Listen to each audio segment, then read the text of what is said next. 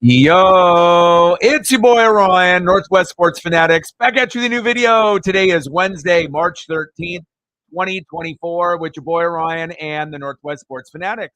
Make sure you guys subscribe to the channel. Smash that like button either now or on your way out. Donate to your boy if you can. Cash App $sign ORIONNWSF or the YouTube Super Chat right here. We got some NHL action this Wednesday evening. The Washington Capitals versus the Edmonton Oilers. And you know why I am here today. I'm here for Alex Ovechkin, and I'm here for Connor McDavid. I'm here for the legends, I'm here for the GOATs, and I'm here for the superstars. So hopefully we end up having a quality matchup here tonight. Puck drop will be here momentarily as soon as we end up getting the Kings and the Blues wrapped up at the first part of the TNT doubleheader. It's right now Blues up 3-1 with an empty net with about a minute to go. So this one should be over within a couple minutes. Hope everyone is having a fantastic day. Shout out to all the people watching on Twitter/X, as well as the people that are watching in the room. Megan in the building, what's good? Daniel in the building, what's good? Tony in the building, what's good? Let's go. Yeah, I saw the Bobby Wagner news, and I thought about you and Reflect and a few of my other Seahawk friends that live here in Oregon and Washington. Obviously, a new regime, and it's not Pete anymore. Makes you kind of wonder if Pete was the guy, maybe Bobby comes back. But since it's, Mike McDonald, it's a new regime, maybe not as much of a connection with Bobby Wagner. Maybe Bobby was thinking he could get more money there. And it's not, like I said, just because, he didn't sign. This already happened once, being on the Seahawks, going to the Rams, coming back to the Seahawks, now going to the Commanders. Now, I think it would have been a better fit with Seattle, but it sounds like maybe Seattle really wasn't interested based off the price, and Washington was able to oblige. I still think that it would have been better, fit for him to go back to Seattle. But again, I don't think it was really his choice. Sometimes, it has to be a fit, for the team, and it also has to be fit for the money. And then they both have to agree, organization and player, that they both want to be there. So I will wish the best for Bobby Wagner on the Commandos, but a little piece of me still wishes that he would have signed with Seattle instead. Big facts. Let's go, baby. Sarah in the building. Let's go. Let's get to 100 and donos. Let's do it. I know. I think that's pretty sweet. So you pretty much went from a top 5 backup quarterback in Gardner Minshew, and then you got another top 5 quarterback in Joe Flacco. Much better than Jameis Winston in Cleveland. If I had a choice between Jameis or Flacco, I'm going Flacco, even though he's old. So that's a really good piece and a very underrated signing, because now if AR gets hurt again, hopefully, knock on wood, he doesn't. But if he does, even if it's just for a couple weeks, you feel great. You feel fantastic. You don't feel like you're going to get blown out by anybody that you play. You feel that you actually can win with Joe Flacco. So hopefully for your sake, you won't have to use them that much, and AR can play the whole season. And, if they just need to be able to have like a filler quarterback or, a couple quarters, a minor injury, and then he comes in, or for like a game or two, nothing season ending. But I like it. I like it. It's only a 1-year deal. And again, you're going to have to look for another backup the following year. But you could essentially say that you upgraded, because we know Gardner Minshew is better than just a game manager. He can win you games, and he doesn't necessarily lose you games, but you can't really count on him all the time. And same thing goes with Joe Flacco. But I feel with Joe Flacco, you can count on him winning you more games than Gardner Minshew. I feel that the skill set is slightly better. They're both top 5 backups in the league, but I would assume at this point, is there a better backup than Joe Flacco in the league right now? We would have to probably do a list at some point today in the show, or when we end up doing an NFL show, but we probably have to wait for all the quarterbacks to get settled before we can go through a ranking list. And then obviously we have to look at the draft, and then some of these quarterbacks that got picked up, like Marcus Mariota, right? That's one. And then a few of these other guys like Sam Darnold, those guys shouldn't be starting, for the Commandos or the Vikings. So you would assume that they'll end up being backups. So we'll see. But I do like the signing for you guys. I don't think it was too much money. And once you lose Gardner Minshew, you're going to have to fill that hole. And you guys have had a history of injuries at the quarterback position. So this makes sense. I wouldn't have minded even giving him a 2-year deal. I know he's old and all, but Flacco has proven, that he can get it done. Now, of course, they got their ass kicked, in the playoff game, but playoffs are a different type of beast. But for the quarters and the games that he was in during the regular season, he played fantastic. Did he make a few mistakes here and there? Who doesn't, right? But he actually succeeded and had more big plays than anyone was anticipating. So I like the move. A-plus move for getting Flacco as your backup since Minshew was moved on. So let's go, baby.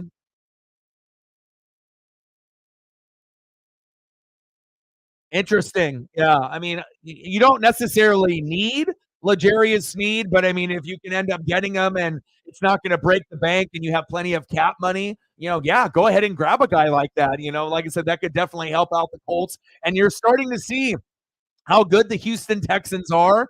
The Jags have been on the up and up for the last couple years too. So to be able to keep up with them, the Titans are last. So I don't think anyone really has to worry about them. They're going to be last like the Chicago Bears for quite a while, but it looks like it could be a nice 3-team race for the next 5 years. And I know that you're going to want to try to get, your team as close to the top as possible. And if you can't win the division over Jacksonville, aka Saxonville, Duval, or the Houston Texans with CJ Stroud, at least getting second place in the division and getting a wild card with 10 wins, I know would be a success story for you guys too. So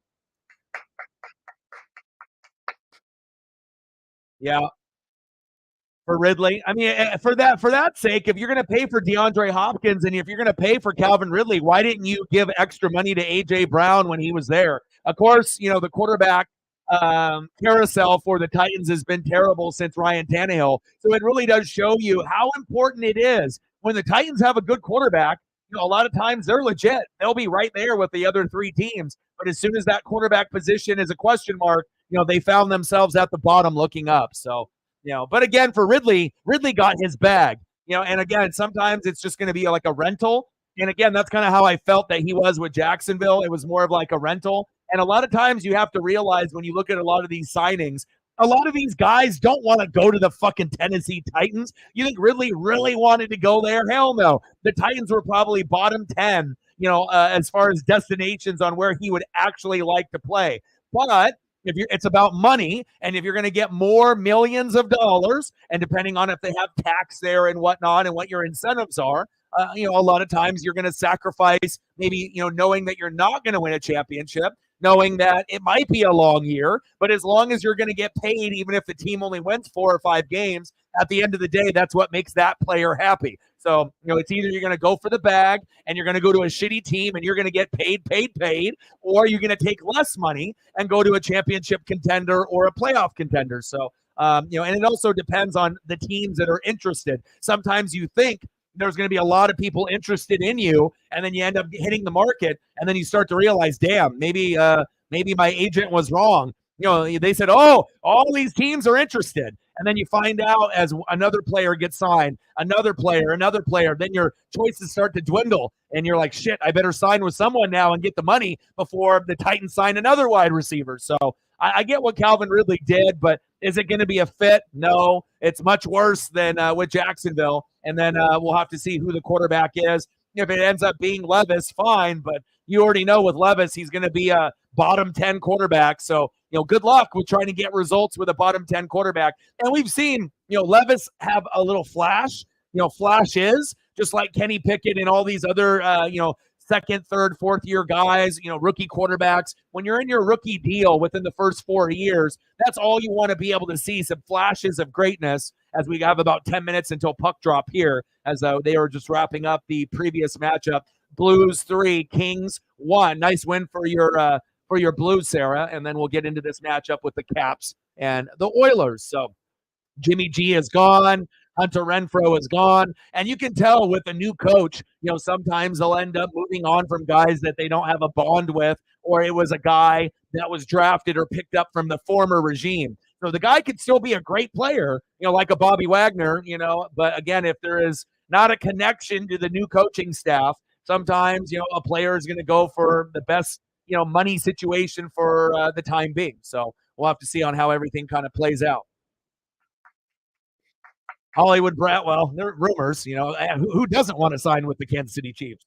But if it was them, they would be better off drafting rookies. That way, they could get wide receivers on a rookie deal instead of overpaying for a guy like Hollywood Brown, where you may pay 30, 40, $50 million, where you could use that somewhere else, like on the offensive line or the secondary if you lose Jarius Sneed. So that way you can pick someone else up. So we'll see where it goes. But like I said, I feel that there's a lot of people in this draft. Rome Odunze, Troy Franklin, Maserati Marv, Xavier Worthy. There's many, many wide receivers that could put up similar numbers to Hollywood Brown. So, if Hollywood Brown gets his wish and he ends up signing with Kansas City, good for him. That would be a fantastic place for him. He does get banged up. He's a little injury prone, but hell, getting passes from Patrick Mahomes, who wouldn't be happy with that, right? Cowboys finally made the move. They were the only team in the National Football League that hadn't made a move, and then people wonder why that they keep losing year in and year out. You don't make the right moves. When you do sign someone, you sign the wrong guy. You pay him too much money. You don't hit in the draft. Jerry Jones is running the team. Dak isn't good enough. So it's like you can still be a good regular season team, the Dallas Cowboys, but until Jerry Jones is not there and until Dak is not there and Mike McCarthy isn't there, we're never really going to know what the Dallas Cowboys truly are besides being pretenders in the postseason and big-time contenders in the regular season. So I guess if you're happy with that narrative, that would drive me insane as a Cowboy fan if I was one. Being like a 10, 11, 12, 13 game winner every single year and having these hopes, thinking that, maybe this is the year we go to the NFC Championship game. Maybe this is the year we win a playoff game or two. Maybe this is the year we get to the Super Bowl, right? But again, you can't keep doing the same thing over and over and over again and expecting different results. I don't know what's going on, with that particular organization, but it definitely seems like Jerry Jones cares more about making money and profit than actually winning a Super Bowl. He ain't going to publicly admit that, but that's the reality that I think that we're seeing in the NFL. Big facts. Yeah, the Kendricks is old too, so that's a crappy signing.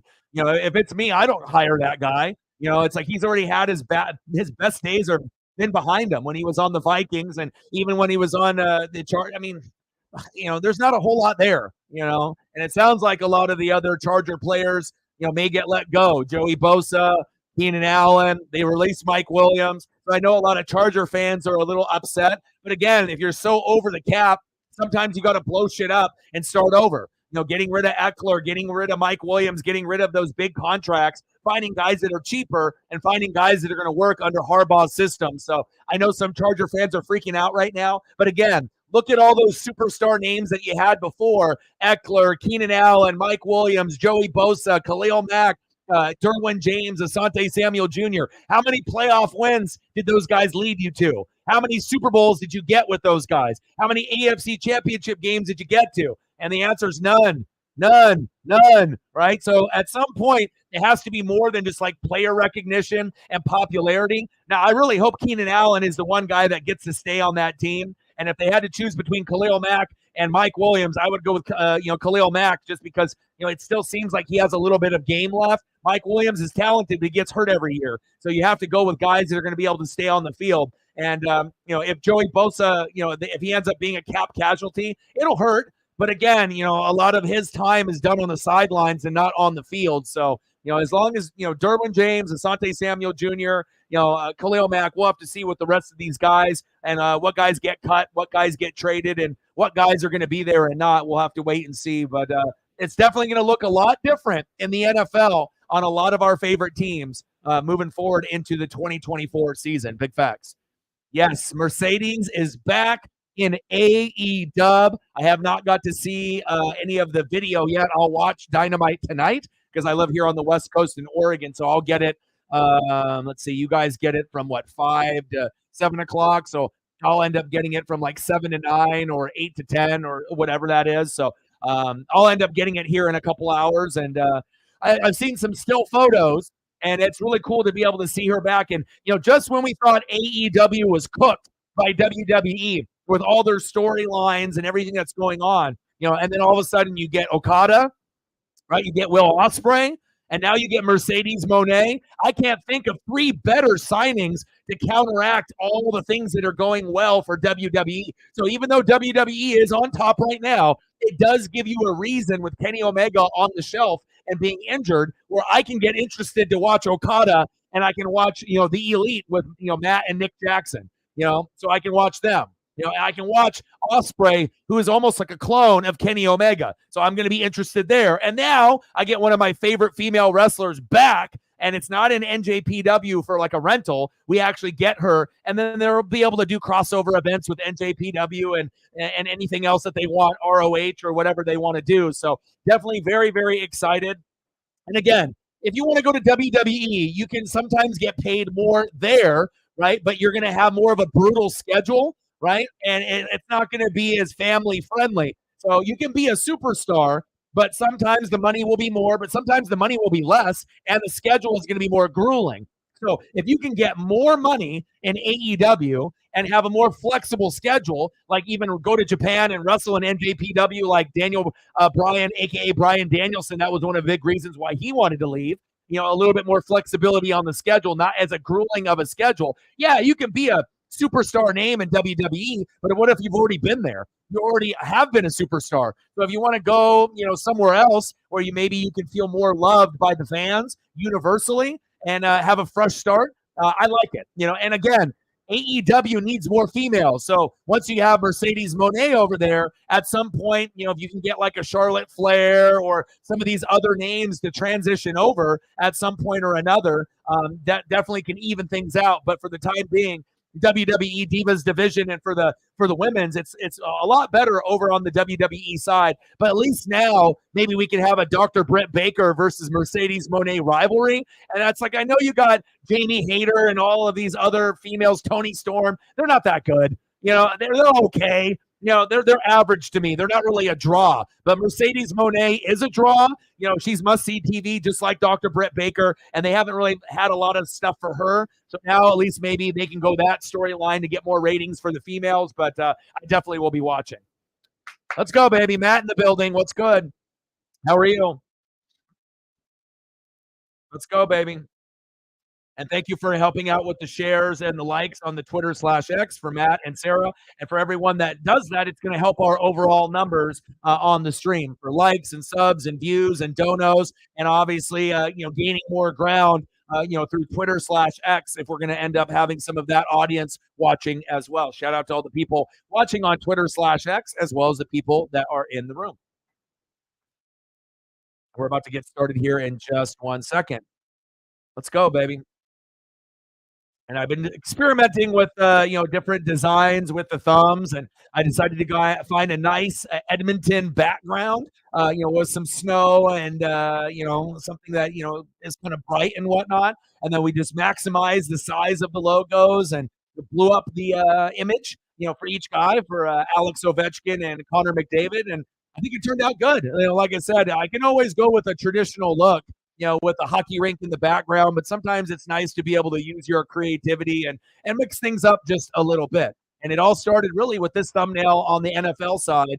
And this was kind of sparking the, kind of the creativity process instead of just doing the standard football field, basketball court, NHL rink in the background. Sometimes it's nice to be able to have those bright, vibrant colors that can attract people with the thumbs. And I think this one turned out great. And I'm not saying that all the thumbs moving forward are going to look like this, but we're definitely going to be using my creativity to sprinkle some of those in. And I think this one actually turned out pretty good. Big logo, big player image. I like it. Let's go, baby. We're about to get started.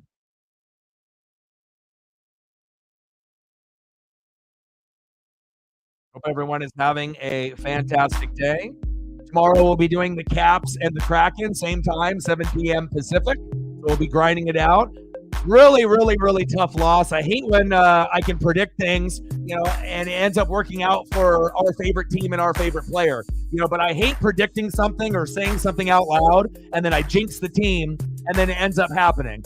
Because as soon as they put up that graphic of Captain Jack Eichel at 199 goals. It was almost like a cue where he's going to end up scoring 200 and they're going to beat us in overtime, which I already knew was going to happen if we got in overtime. They scored a goal with 16 seconds left. But I did see a replay, and Bjorky was pissed at the end of the matchup where he threw a stick.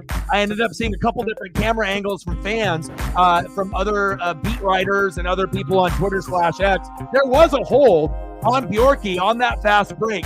You could barely see it because it was a 2-on-1, but the guy that was right next to him held him, so that prevented him from, trying to poke that puck away. Now, should have they called that penalty? I don't know. It was very hard to see with, the action going so quickly. But once they slowed it down, yeah, it definitely was a hold. But when the action is going so quick like that, I figured that, you weren't going to necessarily see it unless you saw that angle of film.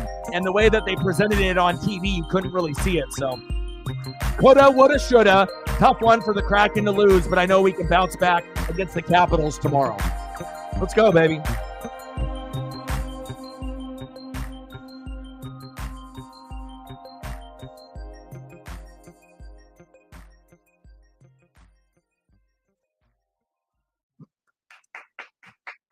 Let's go, baby.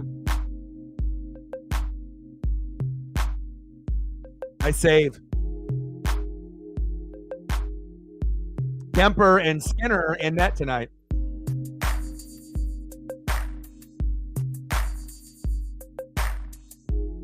Yeah.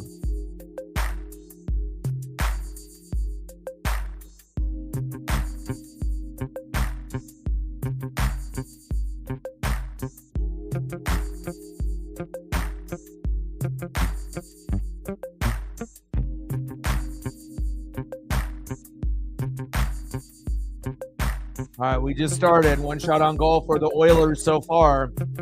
I would be shocked if the Caps win this game. Last time they played, Edmonton won 5-0 earlier in the year. So I'm not saying that the Caps have 0% chance on the road, but if they're going to win this game, Ovi has to be on it.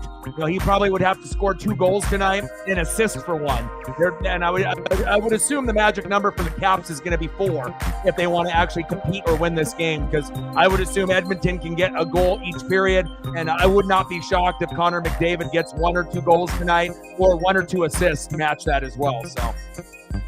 But hopefully we get some of the GOATs and the legends to put up some points, and who knows, maybe we end up having a 5-4 game, but I hope it ends up not being 5-0 like it was earlier in the year. We don't want to have too many of those matchups that are that one-sided. Fair with $1, appreciate you. 99 to go, way to get us started early. Stacks on stacks, racks on racks, little Cactus Jack, bang, bang. $1 holla. What would you want me to put up there? You want me to put up someone from the Colts that you sign? You want some Mercedes Monet, a.k.a. Sasha Banks, who's just with AEW now, just signed? You let me know what you want, and I got you. Michael Pittman Jr., I got it. Yeah, and I'm super excited about that. You could say that the Buccaneers did the best job out of anybody in free agency. Yeah, there was a lot of other teams that were out there, like the Texans, that upgraded a lot of players. But sometimes it's not about, getting new players to join your team. It's about keeping the players that are key contributors to stay on the team.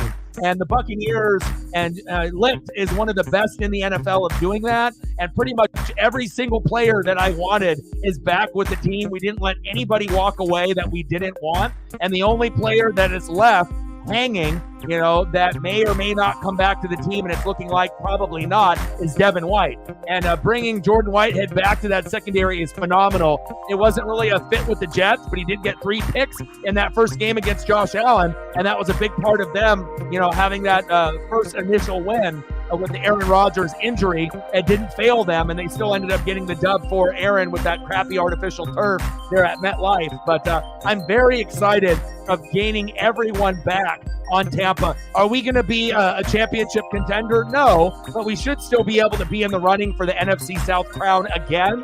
And if we make the playoffs and win 9, 10, 11 games, we may or may not win a playoff game, but we should still be one of the top 6 or 7 teams in the NFC, and then that'll give us a chance to do something moving forward. Shout out to the Mariners for beating up on the Dodgers today.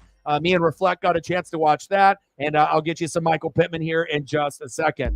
Reflect with a tour. Appreciate you. Thank you so much. Stacks on stacks, racks on racks.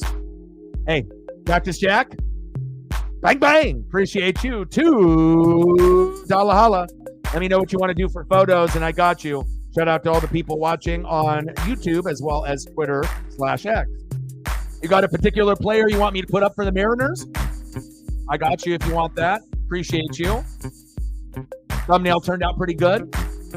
And again, we'll be mixing it up. Like I said, I was, kind of sticking to just getting the logos and the traditional like ice rink, but I kind of like doing nature backgrounds, whether it's Hawaii, or something in the snow, something that's bright and kind of eye-popping. And sometimes when you just have like an ice rink in the background or a basketball court or an NFL field, it looks cool. But after a while, they all kind of just start blending in with each other. So I have to be able to use my creativity to give you guys something new and eye-popping. And I've always felt like nature in the background, as long as it's bright and inviting, it's definitely pops. And of course, I had to find something for Edmonton, like a Canadian scenic background in Edmonton.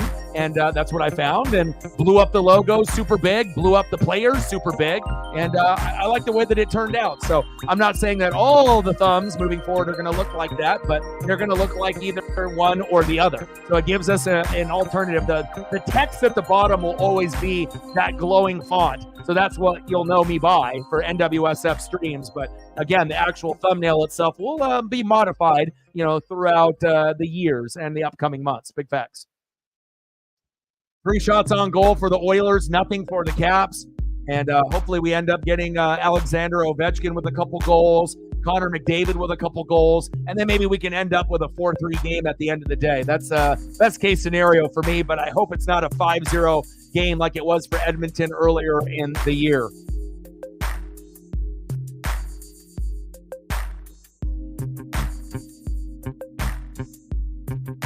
Yeah. Well, my dad is, it's grapefruit, cactus league. He already knows, with the Dodgers and what's going to, so anytime they lose in, preseason, the Dodger fans don't give a shit. They know that they're primed to, either be really good in the regular season and then get injured with their pitchers and players, go ice cold and get beat by a team that's not as good as them as the playoffs, or they'll achieve the pinnacle and they'll climb the mountain and they'll end up winning a championship with Ohtani within the next 5 years. So, but hey, for us, that are Mariner fans, we'll take any win, considering we didn't have very many in this preseason. So. Wow, 1-0. Oilers right there. Is that Leon? Oh, it was. Draisaitl with the power play, assisted by Ryan Nugent-Hopkins. And guess who? Connor McDavid. David Goldstein in the building. What's good? Yes, you did. Yes, you did. I was telling you, I was hoping we'd get over 2 runs, but after Yamamoto was kind of wheeling and dealing, I went to take Paisley for a walk. After I was talking with you, I came back after 45 minutes and we were up 4-1. So I had to go back and look to see what happened. But when I left, it was 0-0. So yeah, I'll take it. I'll take it. And then CJ Gardner-Johnson obviously had to, apologize because he's had like some Twitch streams where, people donated money and asked him, what did you like and dislike, about Philadelphia? He said, number one, dislike the fans and the people. I can understand. Some are toxic and some are rude, right? And then also the thing that he liked was the weather. He said, it's cold as shit, but I liked it. So, it's all going to blow over, going from, obviously Philadelphia and then with the Lions and him talking shit. And then what happened? He was talking shit. And then what happens when you talk shit? Karma finds a way to, find its way in your life when you do something wrong. If you lie, you steal. There's always going to be some kind of repercussion if you end up doing something. And I firmly believe that. I remember that there's times, where, I might have done something, that I wasn't proud of, right? And then later on that day, I something will happen. Like I'll bite my lip, multiple times, or I'll have like some kind of bathroom issue. It's like, I really feel things are connected. Like I haven't had any problems, any issues, no stomach bugs, no bathroom problems, no biting my lip and having my lip bleed, nothing like that. Then of course, all of a sudden I decide to do something that, maybe I shouldn't do. And then the sports gods and the gods, they crack that whip and they say, hey, if you don't change your act, this is going to happen again. And I've always kind of, felt that, some people don't believe like that type of shit happens, but for me, it's firmly true in my life. So that's why I always try to keep a straight arrow. And anytime if there's something questionable where I do this or I don't do this, I always have to think about those times where I've been punished, whether it's coincidentally or not. But it just seems like anytime if I put myself in that bad position, something always bad happens to me. To say, Orion, stop fucking up. What are you doing? Because I haven't bit my lip. And the thing is when you're eating and when you bite your lip, you don't bite it just like a little bit. Your whole motherfucking tooth goes into your lip when you're eating like Chinese food or you're eating pizza, right? And then your mouth is bleeding and you feel like shit, right? And then it kind of affects the way that you talk. And then later on in the day when you're trying to have another meal, what happens? You don't try to. You try to avoid it. You try to eat on the other side of your mouth. But what happens? You bite the fucking lip in the same goddamn spot. Then the wound ends up getting more blood, right? And then it ends up puffing up even more.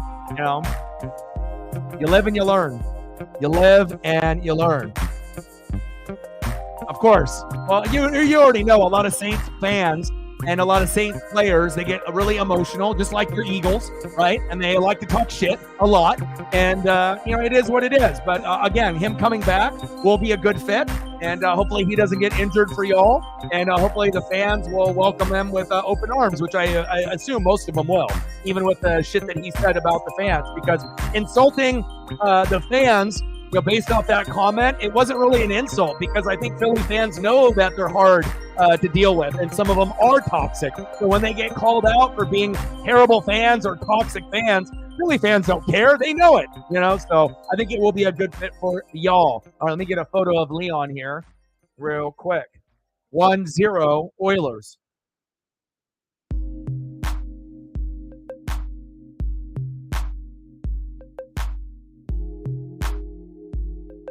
Draisaitl.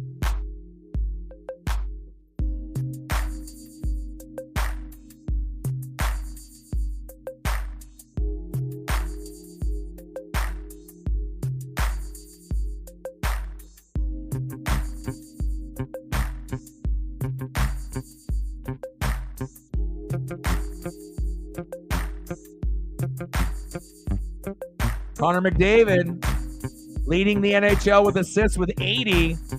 Let's go.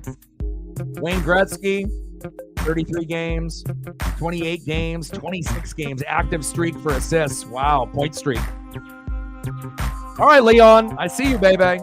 Well, even my NHL logo didn't like it. Here we go. There we go. All right, Leon, 1-0 Oilers.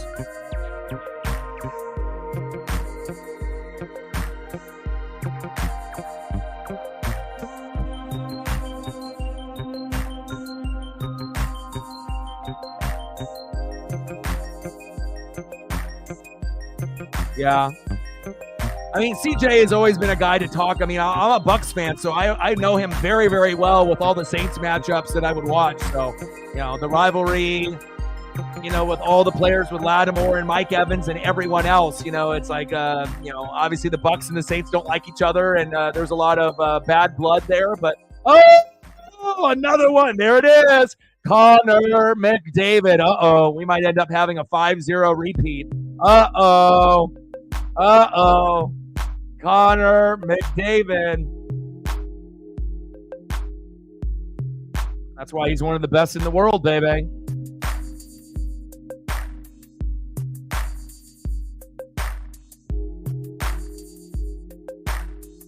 Come on, Caps.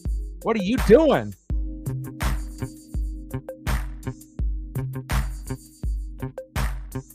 Connor McDavid with a hat trick tonight. It's possible. Let's go, baby. You know why I'm here. I'm here for you. That's why I'm here. I'm here to watch greatness. When I watch the Colorado Avalanche, it's all about Nathan McKinnon. And when I watch Edmonton, it's all about Connor McDavid. It's kind of nice. It's a bonus that we have Ovechkin playing. That's the reason we did this game, because there was only 4 games that were on today. So Colorado and the Canucks, Avalanche and Canucks just got started. Blues beat the Kings 3-1. Nashville beat Winnipeg 4-2.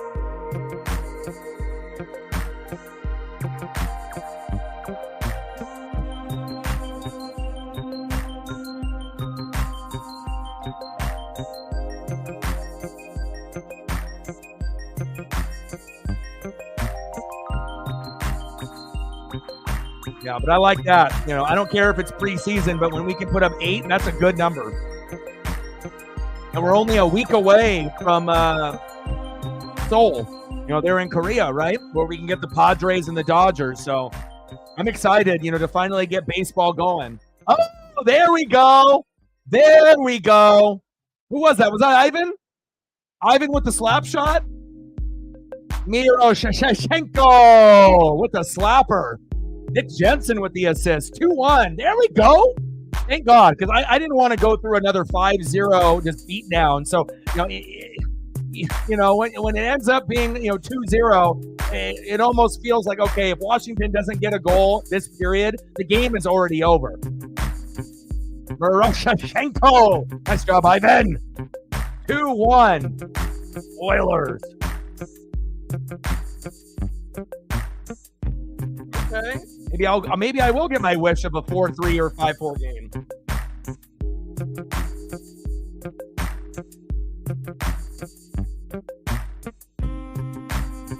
Man, he got a long last name. I would hate to be a jersey sewer for this guy. Miroshnichenko. Golly. That takes up the whole back of the jersey. You gotta have it be like wrapped around a little bit. Nice job. Nice job, Ivan. Now we need Alex Ovechkin to get a goal here, and then we can have a really competitive matchup. Nice job, Ivan. That's what I'm talking about. Because sometimes when you watch the Caps, or a team like the Kraken or a team like, Pittsburgh, where guys, and the teams haven't really playing up to their potential. Sometimes, you get a couple goals early. You hope that they can fight back and they're still like mentally in it. But again, when you end up getting down 2-0, 3-0 in the first period, some teams just kind of roll over and, they roll over and die. And then they just have to wait until, the next matchup and the next night. So delayed power play.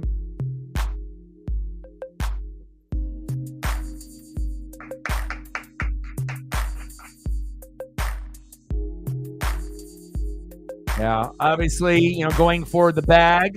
And I would assume a lot of movement is going to be done in the draft. So these next 3 drafts for you guys are going to be really, really critical. We'll have to wait and see, if you guys aren't going to be really big buyers in free agency the next few years. I mean, if anything, if there's a tall tale sign, you can always watch what they do every year, and then it'll give you an idea if they'll be in the market, to get a big name guy, or if they're just trying to get, maybe stat analytical guys, and then most of their work will be done in the draft, and I assume that's what it's going to be. So 2-1 Oilers.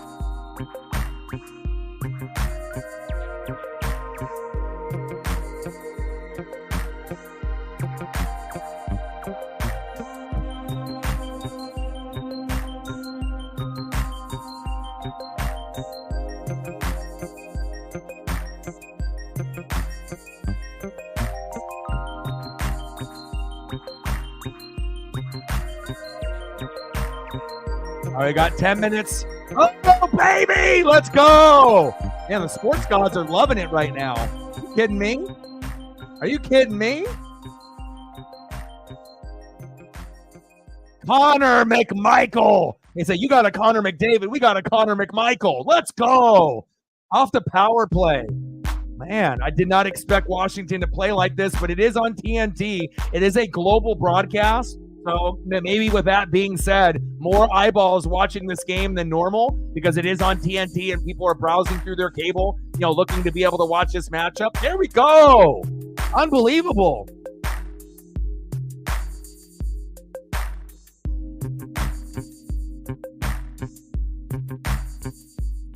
Connor McMichael assisted by Alex Ovechkin. Let's go. Pacioretty.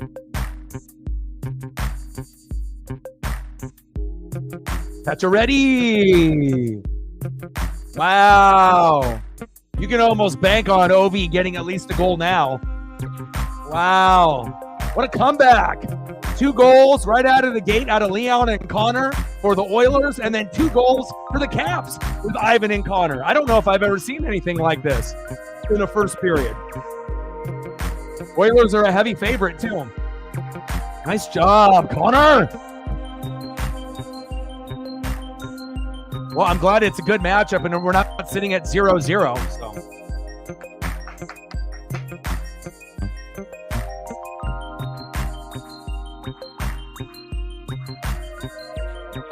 Yeah, but also, too, a lot of people assume that, Caleb, or whoever, ends up being that guy. Of course, you're going to be getting these rumors that, J.J. McCarthy will get picked ahead of Jaden Daniels and Drake May.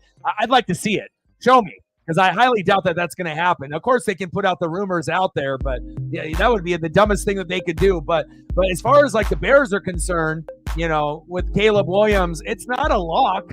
What happens if they end up keeping Justin Fields and then they end up trading the pick and accumulate more picks? Oh.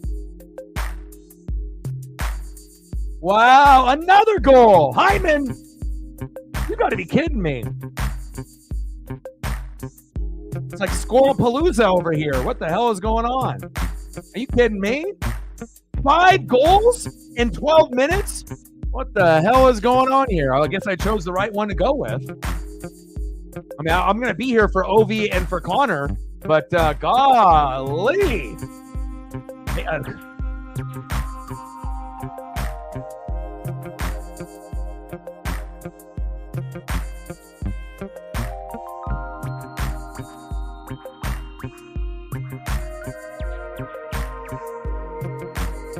Wow, off the rebound too.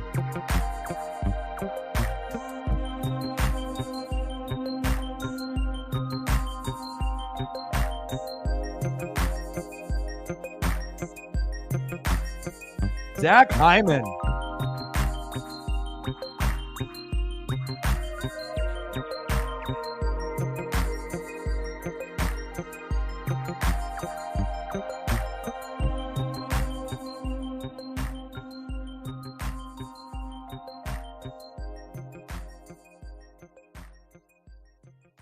Wow. Unbelievable. 5 goals?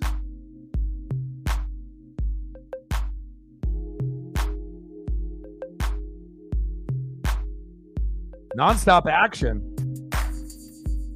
All right, Hyam. I'm in. All right, Zach, I see you, baby. Chaos. You know that it is, baby. Assisted by Connor McDavid and Brett Kulak. 3-2 Oilers. Man, we got a game. This is probably the most goals that we've had in 13 minutes all season out of doing all these games. I'm trying to remember if we've had 5 goals faster than this. I can't remember 5 goals faster than 13 minutes in the first period, but I'll take it.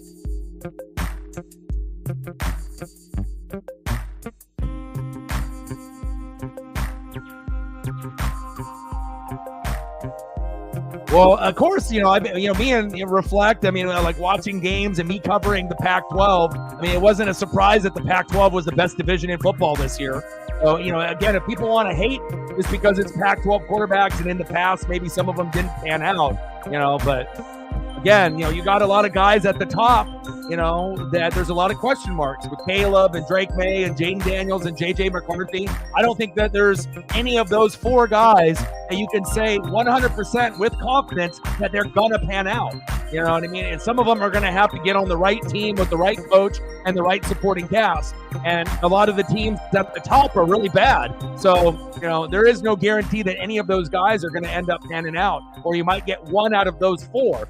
But again, if Bo Nix and Michael Penix Jr. end up sliding a little bit in the draft, it ends up, being probably a godsend. Because, why would you want to play for the Bears, or Washington or New England, or one of these like bottom feeder teams when you could possibly go, to like Minnesota, who's slightly better. You still need to get an O-line or a defense, but I would rather go there. And, with Denver's in the same boat as all the other shitty teams, right? But the thing is they got Sean Payton, and obviously we know that he can develop quarterbacks, and it would just make sense that Bo Nix, if he could succeed, I don't think Bo Nix would succeed everywhere, right? But I think that he could succeed in Denver. And I don't think he's better than Michael Penix Jr. I mean, I'm a Duck fan, but I'm not stupid. You know, I've watched every single game of all these guys. I feel I've watched a lot of film, a lot of tape. And again, a lot of people can watch games, but also you have to be able to know what to look for. You know, that's the difference. You know, you have to be able to understand the mechanics, the 3-step drop, 5-step drop, when the blitz is coming. Are you good under pressure? So it's not just like watching a game and watching players run around. You have to actually know what to look for to be able to come up and scout properly. So that way you can see if that will actually carry over onto the NFL side. So, we'll see how it ends up playing out, but don't be surprised if a lot of these quarterbacks in this draft fail, or you might have one guy that succeeds out of the 6, and then another one is going to be like Justin Fields, where they're going to show flashes, but they're going to make a lot of mistakes, and then you're going to get 2 guys that completely bust. I don't know who that's going to be. If that's like JJ McCarthy and Drake May, maybe maybe those are the 2 that bust. And then there's going to be a couple that are going to have to wait until their rookie deal is over, and then they have to go to another team. And then if that team has a better coach and a better supporting cast, maybe they can find themselves, a new upbringing at that point. So, for anyone thinking that all 6 are going to pan out, it's not going to happen. It's just the NFL is so competitive. You have to remember that. But again, if you're looking at mechanics, like I said, Michael Penix Jr. has got the best mechanics out of any quarterback. The only thing that's going to hold him back is if he gets injured. And as long as he doesn't have a serious injury, I would put, my faith in him over any other quarterback in the draft, including Caleb and Drake May and Jaden Daniels, because those guys are athletic and Bo Nix is athletic. The only one that's kind of slow is JJ McCarthy, right? But again, it's like, it's all about pressure throws, what they did. And again, there's no other player that you can say in the draft that you have concerns about. The only one that has concerns, that are really not related to his arm or his legs is Michael Penix Jr. Everyone else, there's issues. Can they make all the throws and whatnot? His is just like, I hope he doesn't get hurt, because if he doesn't get hurt, he should, clearly be the best one out of the group, if he doesn't get hurt. But if he does get hurt, then he's going to be sprinkled in with a few of the other guys. If Penix gets hurt, at some point or another, then him and Bo Nix and Jaden Daniels, Drake May, and Caleb might be all kind of very, very close to each other. And then it's going to come down to coaching and supporting cast based off the development of these guys. But, as much as I am a Duck fan, what did I tell you guys? I have a knack of, I feel, evaluating talent. And, it takes a lot of skill to be able to do it, and again, even if a guy pans out in college, right, doesn't mean he's going to pan out in the NFL. So like with Marcus Mariota not panning out, that didn't surprise me one bit. Michael not panning out didn't surprise me. D'Anthony not panning out. You have to come to a point where you can't be a bandwagon fan and just be like, well, I'm a Duck fan, so every Duck player that's going to go to the pros is going to be awesome. And you come to a reality and understand that sometimes, you hit your ceiling, in college, and you just don't get that much better when you go to the pros, or you're injury prone. And that's really the thing that cost Mariota, because I feel his touchdown to interception ratio is good. He's a good leader. He's likable. There's nothing really bad you can say about Marcus Mariota besides he gets hurt. And that is the one thing that kind of cost his career, is getting hurt. Now, he's still having opportunities to start or be a backup. But after you win the Heisman, like Jameis Winston did in Marcus Mariota, some Duck fans thought Marcus Mariota was going to be a for sure top 10 quarterback for his whole career. So that's the difference. You have to be able to look at size, arm strength, completion percentage, touchdown to interception ratio, throwing under pressure. How do they do against good teams and bad teams? A lot of these things matter. And also football IQ. Are you coachable? Are you smart? Not every quarterback out of the 6 is smart. There's going to be some guys that are smarter than others, and intelligence is a big factor. And also, are you coachable? Do you get along, with these other players? Do you understand schemes? Do you understand things on a different level? And to be a quarterback in the NFL, if you're a fucking idiot and you're just a good athlete, you're not going to last very long in the NFL. You'll last only so long. You have to be able to, hit the playbook, and you have to be willing to learn, and you have to be able to put a lot of time and effort in. I mean, imagine one play call being 15 to 20 words. If you're a fucking dumbass, there's no way you're going to be able to compete in the NFL if you got a head coach that's, firing off 15 words for one play. you're going to get frustrated and then get benched. So that's big facts. 3-2 Oilers. We got about 4 minutes left in the first period. Lots of action, baby. Let's go.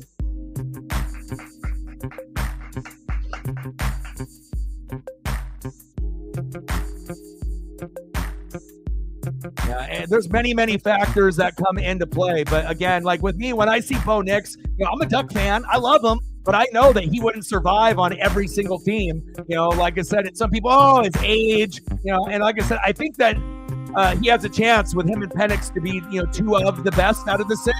But again, he's going to need a little bit more supporting cast and a little bit more help. But again, mechanics-wise, everything that he showed at Oregon with the quick release, and being able to hit his targets, as long as the weapons are good, Nix will have a chance to succeed. But, like when Matt made a post thinking that he's going to be like a Herbert, they're two totally different types of quarterbacks. Bo Nix is a smaller quarterback, which means there's more likely for him to fail. Herbert is big. If you're big, 6'4", 6'5", 6'6", it's different. And you got to be able to have the intelligence. You got to be able to have all of the, the boxes checked off. So it's like we've had many quarterbacks over the years from Oregon, but, you have to understand, if you're a shorter quarterback, you're going to be at a disadvantage. It's just the bottom line, and I don't think Bo Nix is going to be better than Justin Herbert, and stuff. I know Matt will probably hope so and whatnot, and I hope Bo ends up being good, but sometimes you gotta, you gotta be able to compare to other quarterbacks and also system. Can you run shotgun? Can you run underneath the center? Are you doing RPOs? There's a lot of things that could come into the play. And again, we'll wait and see. Jaden Daniels might be the best quarterback out of them all. Maybe it's Michael Penix Jr. Maybe it's Bo Nix. Maybe it's Caleb. We'll have to wait and find out. But I feel right now, for me, I have less questions and concerns with Michael Penix Jr. and Bo Nix out of the other four. Out of the six quarterbacks, I am least worried about Michael Penix Jr. and Bo Nix. I don't have as many worries about them. That's why I feel more confident in those two picks. The other four are uber talented, but there's a lot of question marks on things that they don't actually do very well. And then if they don't do certain things very well, then they're going to have to go to a team that can address those concerns. And if they don't, then that's why people think that these guys might bust or might fail, because the team and the coach and the supporting cast isn't a fit for that player. So remember that. You could be an uber talented player, but again, sometimes it's more than just the individual. It is a team game, the ultimate team game, 11 on 11. All right, less than 2 minutes to go in the first period. Let's go. 3-2 Oilers.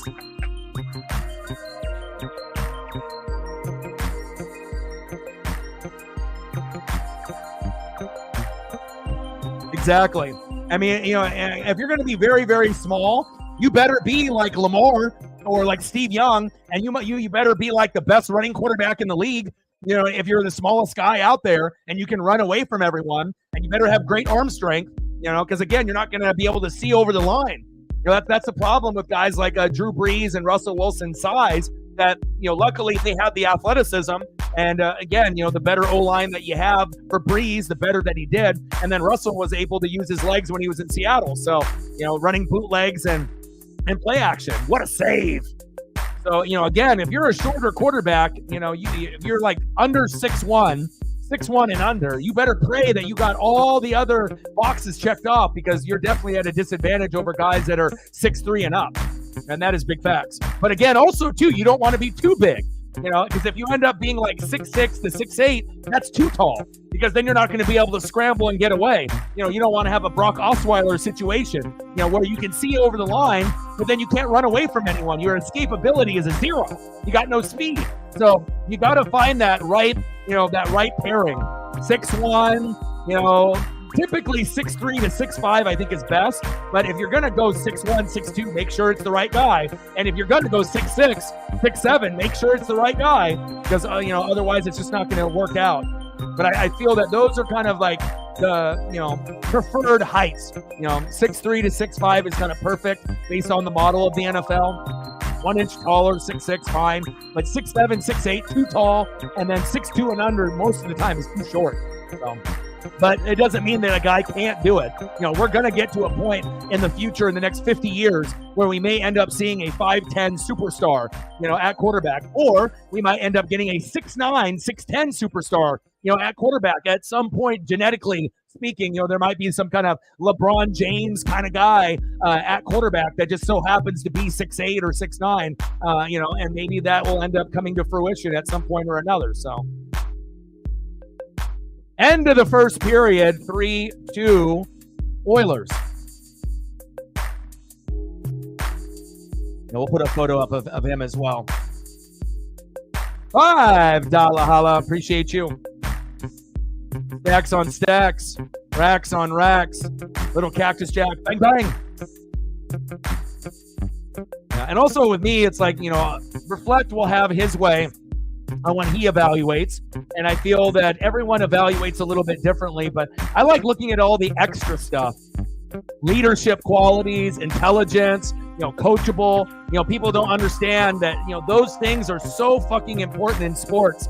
Just because you're popular and you have swagger and you have so many followers on IG, if you're not a good, teammate and a good human being, but you're a great football player, it's only going to last so long, before, karma catches up and then you end up getting bit in the ass. So it's like, I don't like guys, that end up being popular guys or guys that, maybe have issues that aren't coachable or that have too much drama, Of course, you're going to have divas at the wide receiver position because they want the football. I get that.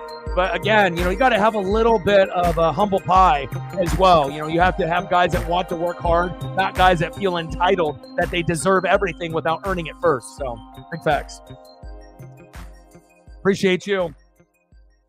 Okay, talk soon. Reflect with a tour. Appreciate you. Let me know what you want to do for photos. Stacks on stacks. Racks on racks. Cactus Jack. Bang, bang. $2 holla.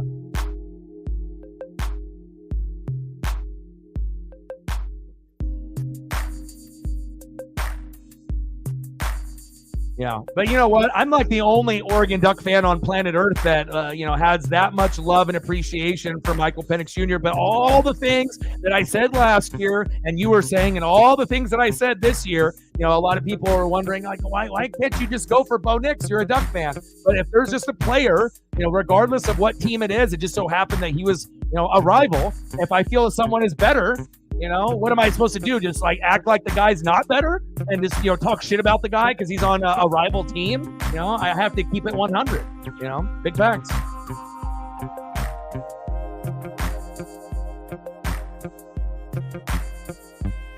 Yeah, and like I said, I got question marks with him. I got question marks with Drake May, with the lack of talent that he had around him. A lot of 1 touchdown, 1 pick, 2 touchdown, 2 picks kind of game. If I have that, I don't want to waste a top 3 pick on a guy like that. And then if you do pick a guy like that for Washington and New England, what do you have to help him out with? Not a whole lot. What does Caleb have to help him with in Chicago? Not a whole lot, So, like, really the only team that, could maybe benefit is, like, if Jaden Daniels goes to, like, the Giants, that would be the blessing pick.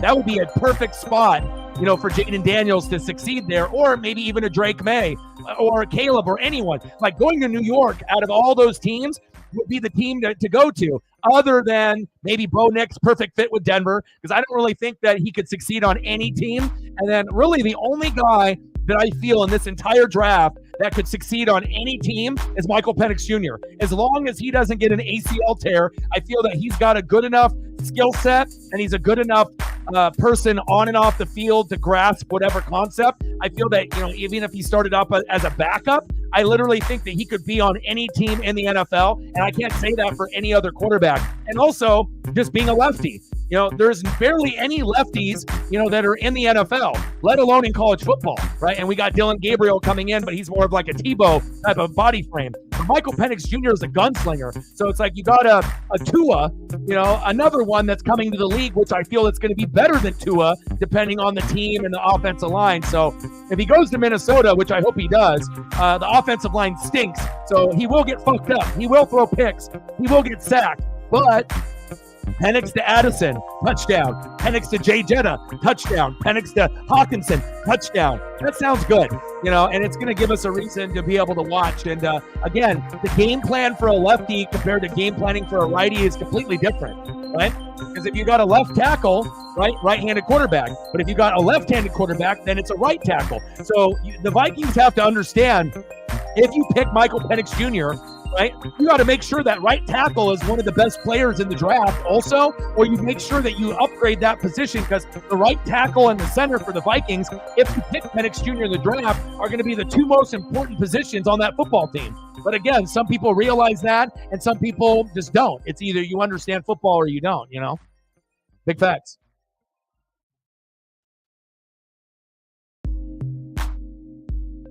Right.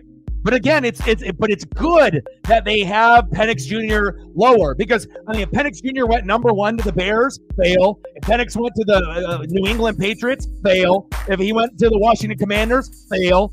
Right? If he goes to the Giants, possibly could succeed there. It may take him a little bit, but I think the fans would love him. They would love him. I could picture him in the blue with the NY on his helmet, and I could see it. They need running backs, wide receivers, tight ends, offensive line, but I could see it happening. But it would take a little bit longer. And then obviously the Vikings is the most natural fit, where you could get almost instant success out of him. But the defense is dog shit. The O-line is dog shit. But as long as you work on that, that is the best home for Michael Penix Jr. in my opinion. So I'm hoping that it ends up happening. I wanted him on Tampa, but with the whole Baker Mayfield thing, that's out of the question. So, but we'll see.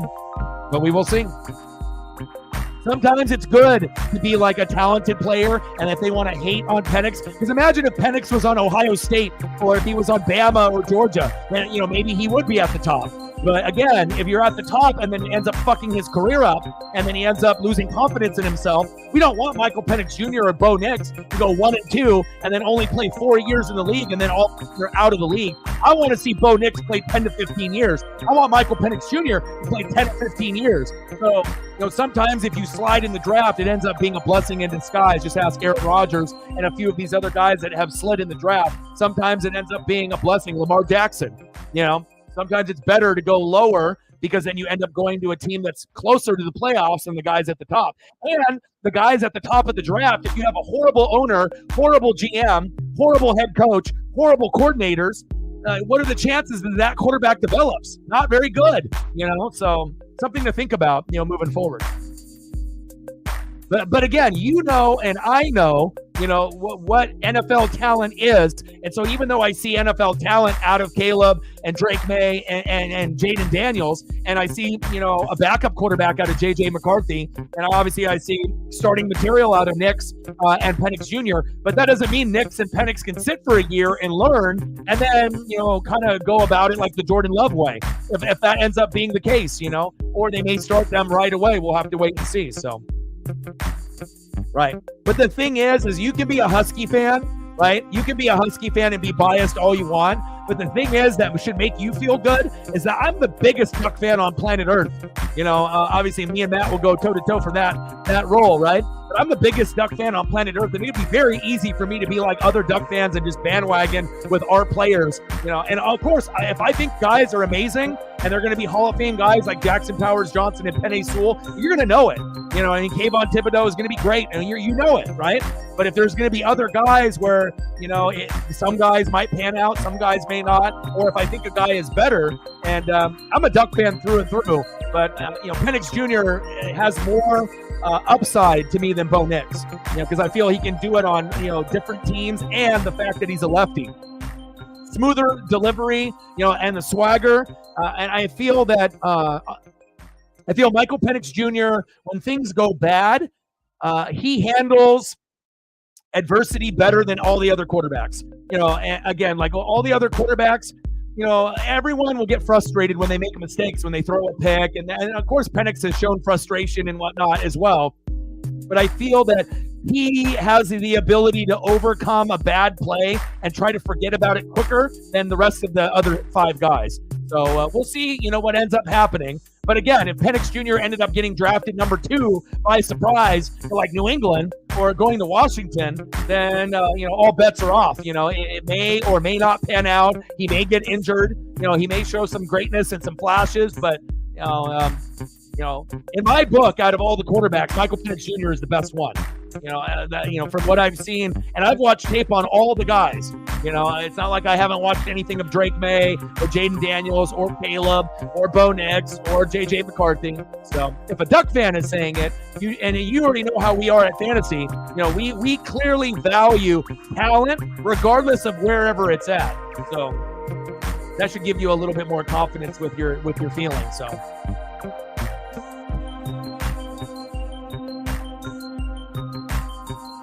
Exactly. Until we get more lefties that come into the league. So then, again, it's like that Tristan Wirfs, that normally plays right tackle but can play left tackle if needed.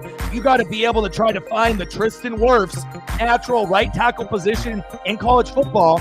Get that. You get a center, like a Jackson Powers or someone like that, in the draft, second, third, fourth round, and then Penix. And then you're thinking, okay, we still got, problems on the line, but if you solidify the center and then the right tackle, but then the right tackle is like a Tristan Wirfs, the things could be very, very good. Big facts.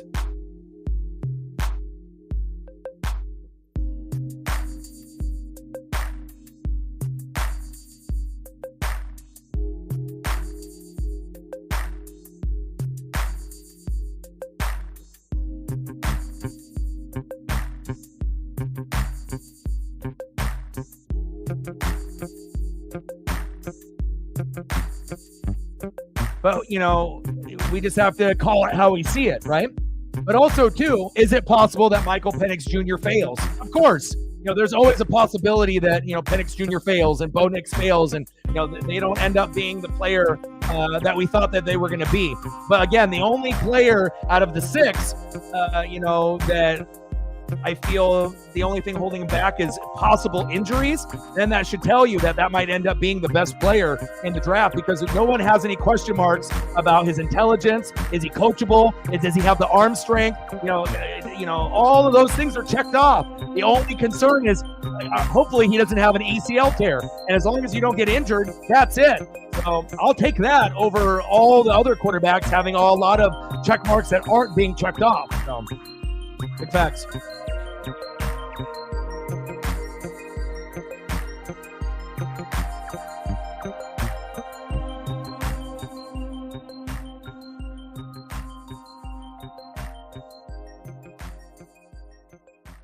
I mean, it's always possible for certain guys to fail, but again, as long as Nix and Penix slide in the draft, they're going to go to better teams, and if they end up on Denver and Minnesota, they will pan out.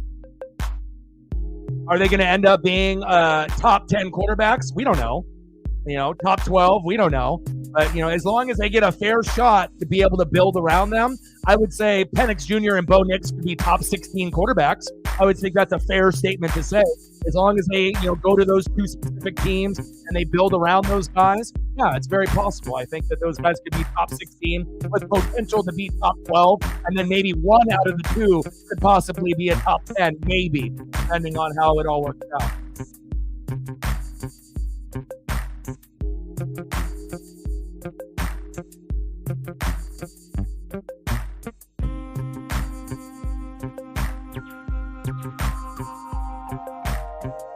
That's why it's easy for me to be able to evaluate players against rivals, because I don't have any attachment.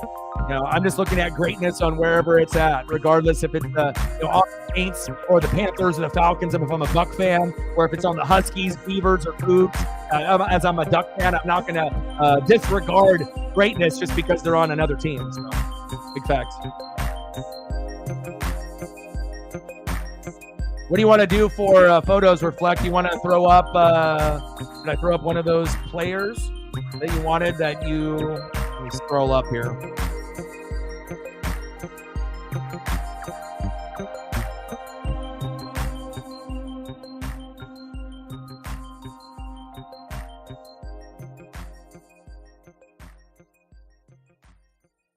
Who do you want for a photo on here? I got you. Judah in the building. What's good? How are you?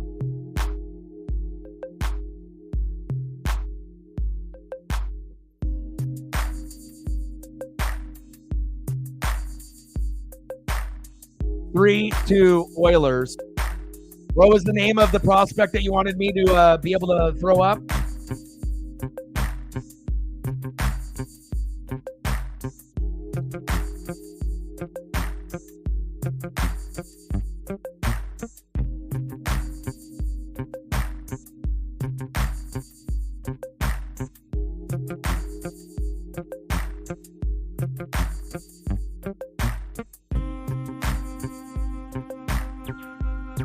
Reflect, what was the name of the quarterback that they were looking at, possibly later? What's the big physical quarterback that you wanted me to pull up? No, you're good, bro. That's the type of stuff that we need to be able to talk about. I mean, we got hockey going on, but we'll still be talking football. When I do Mariners or Dodgers, we'll still be talking a little bit of football here and there. I mean, this isn't a channel where we talk about just one thing, so we got probably the most versatility here on any channel that covers wrestling and sports, so.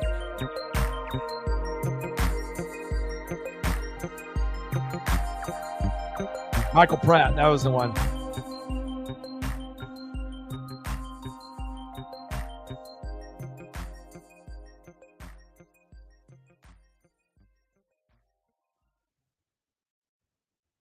And I assume Michael Pratt will be a second or third round pick, more than likely second round.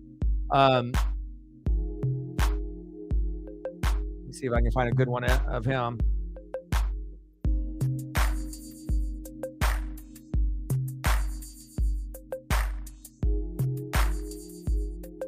Yeah, but again, never apologize if you think that the chat is being hogged up. There's going to be some times where we don't have enough people talking in the chat. So again, anything that anyone wants to say, fire away. It keeps the stream moving, with the people that we got. So plus, again, Reflect, you already know, I feel that you and me see football very, very similar, based on our evaluation process and everything else. So all right, we're in double digits now, and now we need 9 more likes to hit 20. So hopefully we can end up getting close to that number. Yeah, you're good, bro.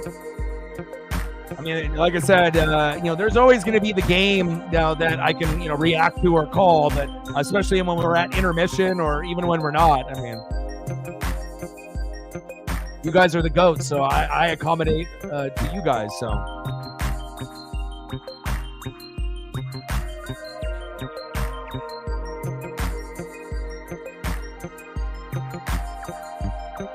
So are we thinking Michael Pratt to the Seahawks? Is that what you're thinking?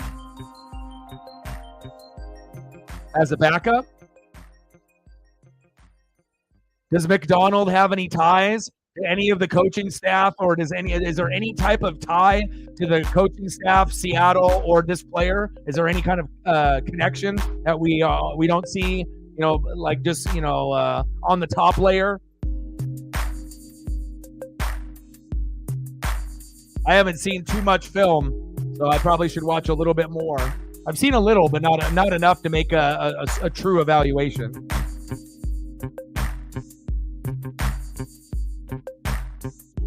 Jonah Coleman, I'll get Jonah Coleman on here for you too.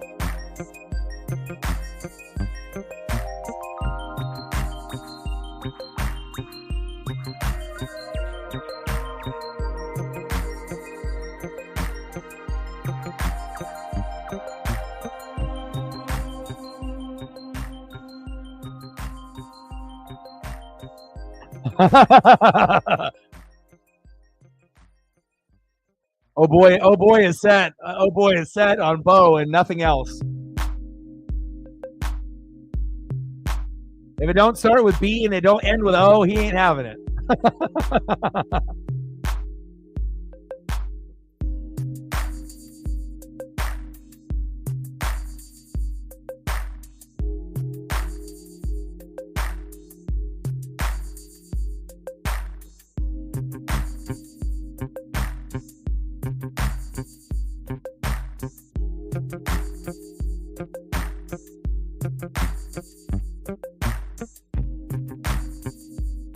All right, we're getting ready to go into the second period here.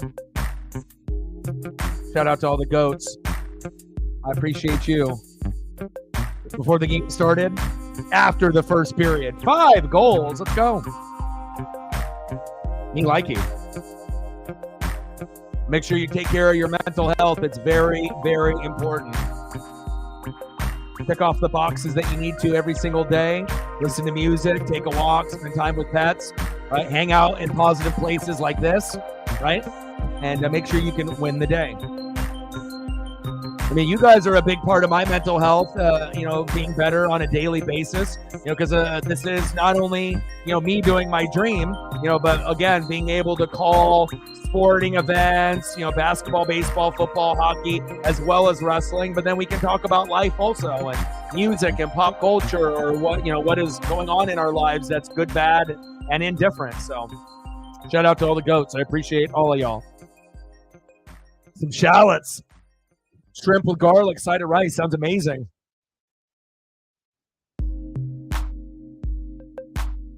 Oh, I accepted your request on there. And again, and I know before, when you had the hair, like I went through and I was looking at your photos, I actually think in shaving the dome like me, I think you look better. Sometimes I think we all as men will get to a point where it's either, we're either balding, receding hairline, or we just feel like we want to change and you have a full head of hair, right? And sometimes when you end up just going for it, it can be scary at first if you've never done it before, but then once you end up doing it, a lot of times if you have a good head shape, you end up looking better, with the dome, as long as you keep up with it, keep the maintenance on it, so that way that people aren't looking like George Costanza, where you got the hair on the sides and it's just bald on the top. Not the most clean look, but if you can prevent yourself from turning into the George Costanza look, right, and you make sure you maintain it, you're going to look so fresh and so clean. So I think it ends up looking really good on you, bro. And I believe that was the first time that you ended up going with the shave, with the dome, and I think it looks good, man. Again, I know a lot of guys are kind of weary about it and whatnot, but again, it comes down to head shape, and as long as you have a decent head shape, then it's not going to look awkward when you don't have the hair. So, hey, that's a good thing to do right there with the fireplace.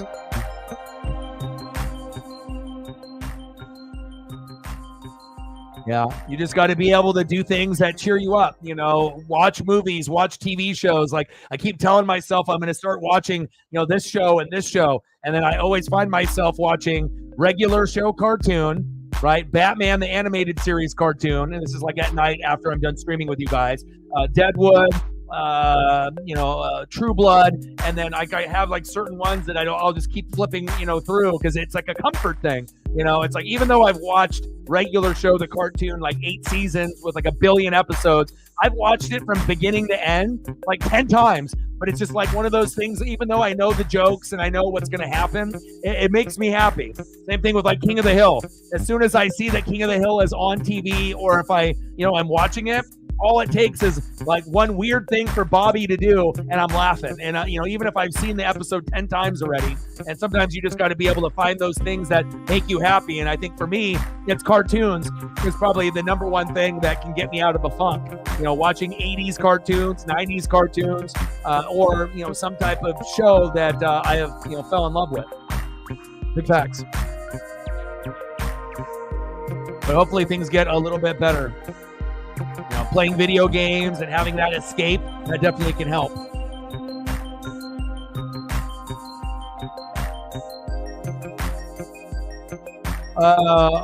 For me, I was at a point where I was shaving my face and the top of my head every day.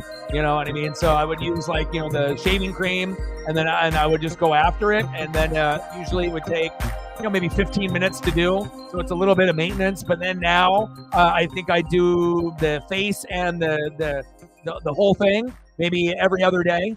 And so, because sometimes I just don't feel like doing it, you know what I mean? But then if I start feeling a little scrubbish, I feel like feeling like a scrub, TLC scrub, then I'll, decide to do it. But usually I don't go more than a couple days before I start to shave.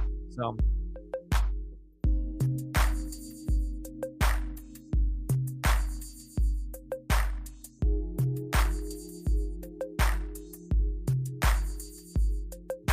Yeah, collectibles makes me happy too. So sometimes rearranging your room or digging through your collectibles and boxes that you haven't seen and displaying them around you, because that's what makes me happy the most, is being able to see my collection around me. So like if you're in my room right now, I mean, I got a lot of boxes stacked up on the floor. I'll put certain figures on my windowsill, and I'll change them every day. So that way I'll have different ones on my dresser, different ones on my windowsill. I got like boxes and totes, and I'll have stuff stacked up on there. So sometimes just keeping things fresh and new, will definitely help with the mental health too. 16 minutes gone. 4 minutes gone in the second period. 16:07 left in the second period. 3-2 Oilers.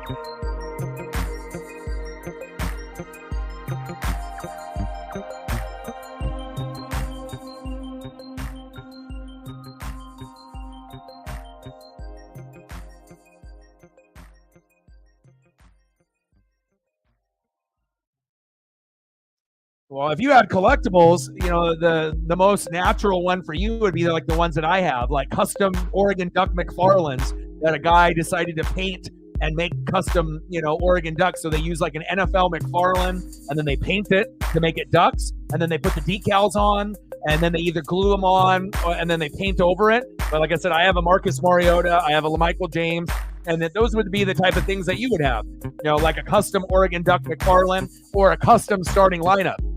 So they have like starting lineups, and sometimes what they'll do is they'll repaint them, right? And then they'll end up making it into another player, or they'll swap the jersey. So they'll have like a regular starting lineup, and then they repaint it to make it like the all-star jersey. And then people will buy it because it's a custom piece of work, which is cool.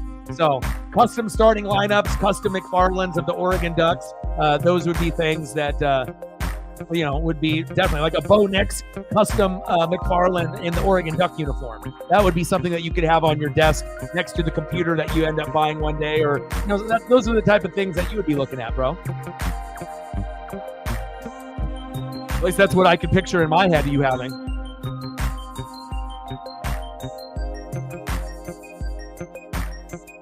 Well, it would have to be all your favorite receivers that you like, based on, if you wanted to get route runners and whatnot. So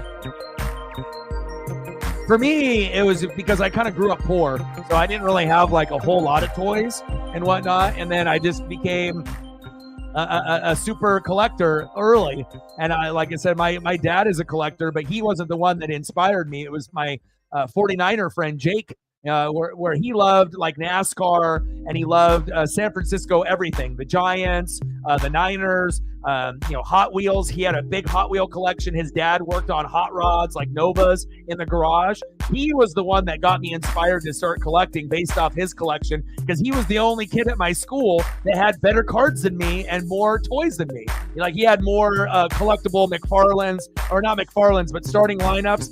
He had a bunch of starting lineups opened in his room, stacked around in his room, and he had a better card collection than me, and that got me inspired to collect a little bit more. And a big part of me rooting for the Niners, even to this day, is because of him. For my love for Joe Montana and Jerry Rice, besides me loving the fact of the greatness that they were, but just having a friend that was all about, those teams and players back then. So, and then once my dad saw me collecting, all the stuff that I had, then he started collecting. But my dad didn't really start collecting until after I was established collecting, probably about for 10 or 15 years. And then he started getting onto his Dodger collection. But it makes me think, like, hell, if my dad would have started collecting Dodger stuff in the 80s and in the 90s, instead of collecting within the last maybe 25 years from like 2000 on, if he would have started collecting in the 80s and 90s, it would only be even bigger of a collection. Because he started collecting in like probably the mid to late 90s. And, we're in 2024 now, at least pretty heavy. Had a few collectibles earlier on in the 80s and 90s, but didn't really take it serious. He's more of an antiquer type of guy with like furniture and stuff like that. But the one thing that he does collect is Dodger anything. So if it's Dodgers, it doesn't matter what era or who it is, it makes it easy for me to be able to gift for him because I already know, what to look for.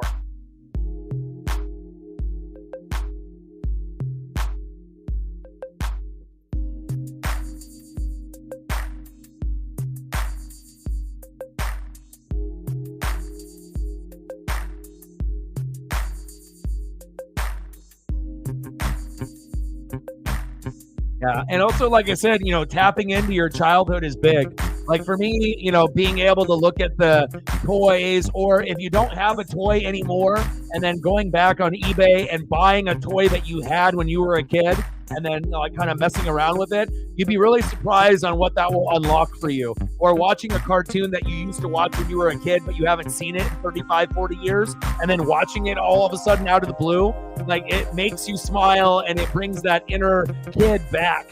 And so especially if you've gone through mental health and you're going through the ups and the downs, I feel that when I tap into my childhood, even though some of my childhood wasn't the greatest, but I feel from like 5 years old to 12 years old, there's a lot of fantastic memories that people can have, even if the childhood wasn't the greatest. Like you're going to have good memories and bad memories when you were a kid, maybe from, your parents or friends or non-friends that you had, right? But one thing that is constant is you can always remember waking up, sitting on the carpet or the linoleum, playing with Hot Wheels or wrestling figures or whatever, the toys may have been at that time in your childhood. And, being able to rekindle those happy memories definitely does wonders for me. So nothing like being able to watch an old school, cartoon that I watched when I was a kid or have a toy.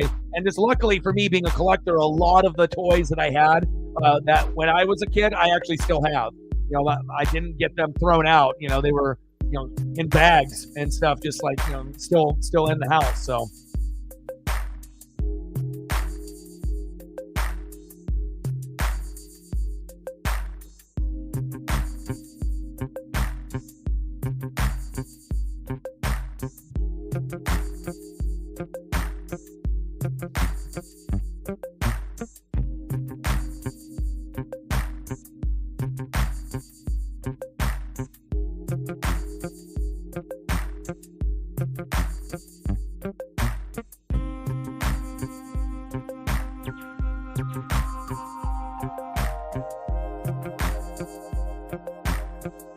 Oh, nice.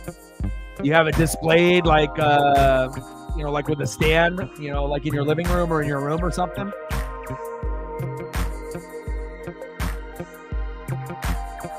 "13 shots on goal for the Oilers, 9 for the Caps. I'm waiting for Ovi. Where's Ovechkin to tie this game up?"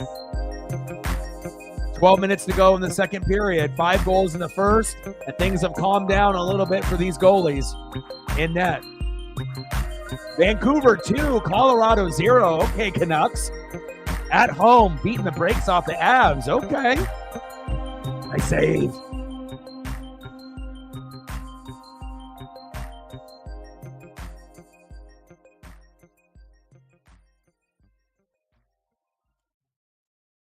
Yeah, I think everyone has a different, type of thing that they collect. A lot of stuff for me, like for Pops, I think it's cool that people collect them and there's variations of more rare ones.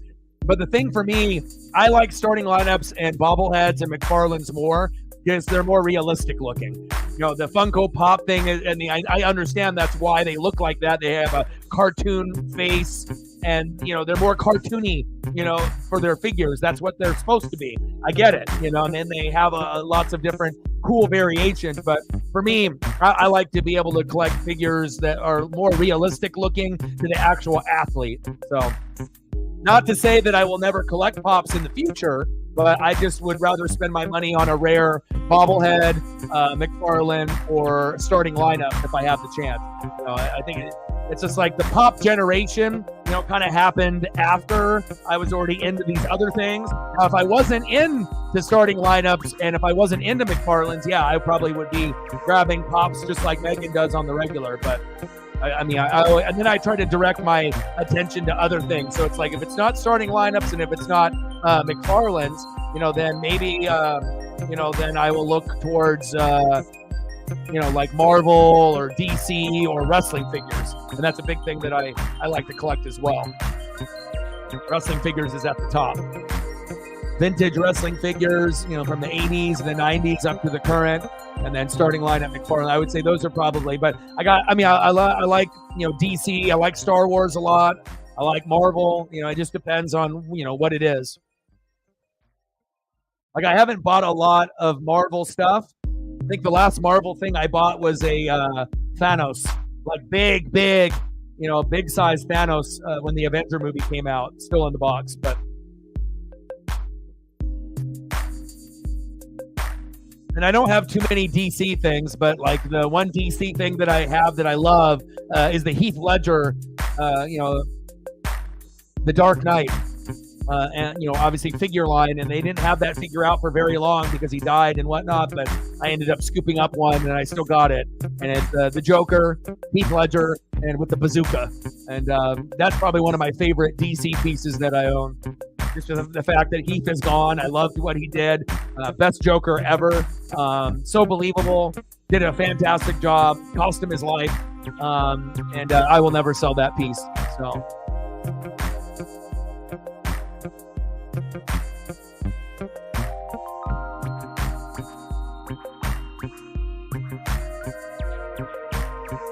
Yeah, no kidding. I saw a lot of the fails in the article today.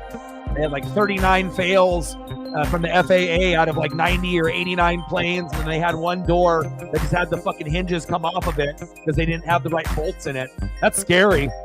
Doesn't make me want to fly, when at least not with that airline, when I see that type of stuff. But that's funny that you mentioned that, because I'm always reading about, the news, and it doesn't have to be necessarily Pacific Northwest news, but, if it is happening in Oregon and Washington or California, maybe I'm reading about it, so.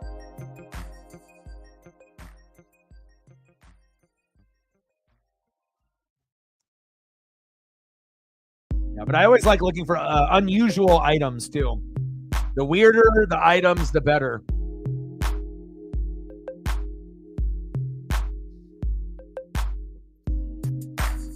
Yeah, if you got any new news for me, let me know. Just type it in the chat. If you want to type in the chat any of the moves that have happened today that are notable, or from yesterday or today, you can do that if you'd like.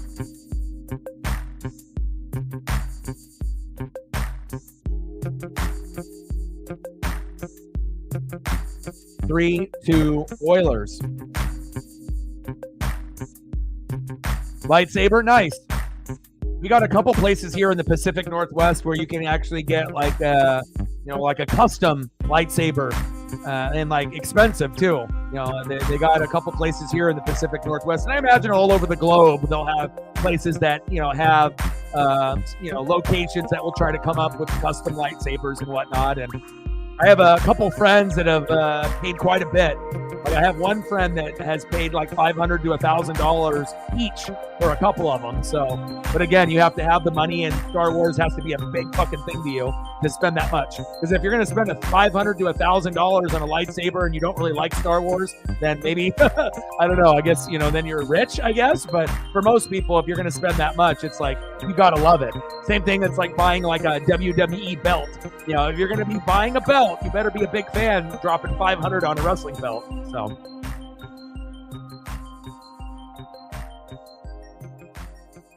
Yeah, but I've seen many variations, many colors, some, with the sounds and different technology that is being used. They're pretty cool.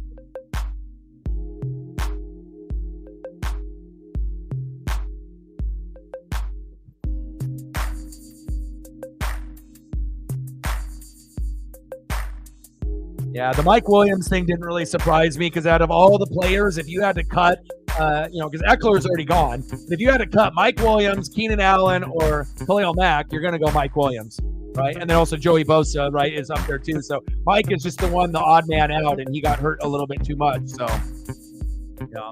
It's like Joey Bosa is a nice name, but I guess it all comes down to like how much money are you willing to pay and where are you at on the cap, And again, do you want to be a part?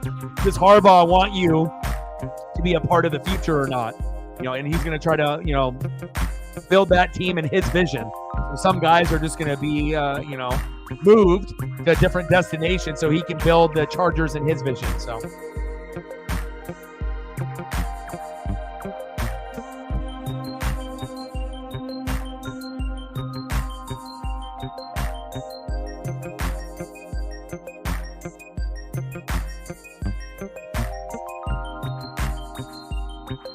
But also, too, I got to see if Herbert can be healthy. And it really comes down to you can get wide receivers, but if the quarterback is hurt, then the value goes away. Just like when I played you with Baker and Mike Evans. If Baker is hurt, Mike Evans' value is nothing. If Justin Herbert is hurt, Keenan Allen's value is nothing. I couldn't even use him. So it's like, yeah, you can have these great players, but it's like if I got Amon-Ra St. Brown, Jared Goff better be playing, and he better be playing well. Otherwise, then the value is nothing. So it's like, you have to make sure that the quarterback can get the ball to those players. Otherwise, you can't even use them, especially when you need them late in the year, which is kind of unsettling with a lot of guys that I wasn't able to use at the end. Same thing with you. So.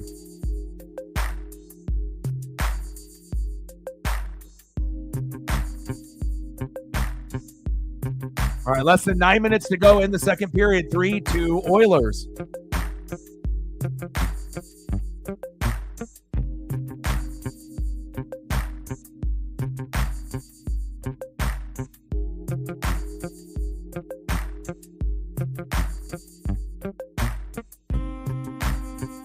I couldn't even use Patrick Mahomes at the end. I couldn't even use Joe Flacco at the end. That hurt, man. Like when you have these guys that you're preparing for, and just like with you, it's like sometimes that, unless we end up changing the format where the champion ends up being a week or two before, instead of best of 2 weeks, maybe we just do 1 week and 1 week, and then there's a champion if we go that route, or if we continue to keep it the same format, best of 2 weeks, or whatever. But to get to the playoffs, it definitely takes skill. But once you get to the playoffs, a lot of it is luck, because you have to pray that you actually have players that are going to be playing at that time of year. It's like you want the teams to be good, but not too good where they're going to have a bye at the end, or they're going to sit their starters. Because if you're banking on those guys and then all of a sudden, oops, we're resting all our guys, and then all of a sudden all that hard work for the championship, poof, gone, even if you have a good bench. So yeah, we will see, man. It'll be exciting. 16 shots on goal for the Oilers, 10 for the Caps. Where is Alex Ovechkin?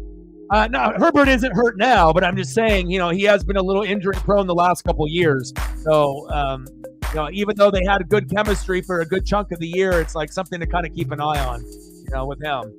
He's a little bit more nicked up, with the ribs and the arm. But again, obviously bringing in Harbaugh, different type of mentality, probably playing through the pain a little bit more and whatnot. So I imagine Herbert's best years are going to be now with Harbaugh moving forward. So. Yeah, I don't know if we can do best of 2 weeks and then end on 17. It might just be 1 week, and then champion. I don't know. I just leave everything at the default usually, and then that's just the way that it ended up being. But we'll talk about it and we'll figure it out, and then I can look at the options at that particular time, and then if we decide to modify it and go that route. But then what happens if we do best of 1 week, and then we get to that level, and then the players end up doing shitty? That's a tough way to lose a championship by just 1 week of the guys shitting the bed. But I guess that's fantasy for you, right? So.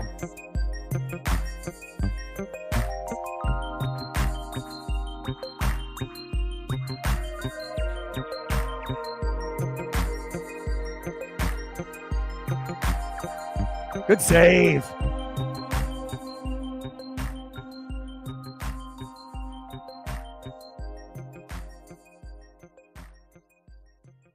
Yep. Targets, baby. 7 minutes to go. Offsides. It's going to be really exciting to see the landscape of the NFL and especially in the draft, and seeing some, lower name guys step up.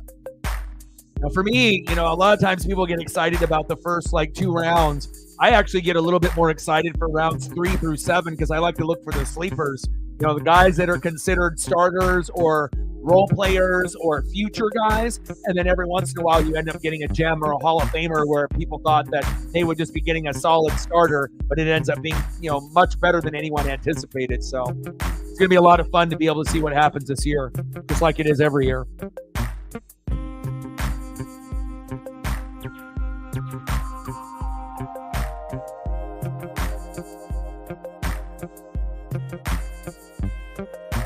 And we'll be doing Caps and Kraken tomorrow at 7 o'clock.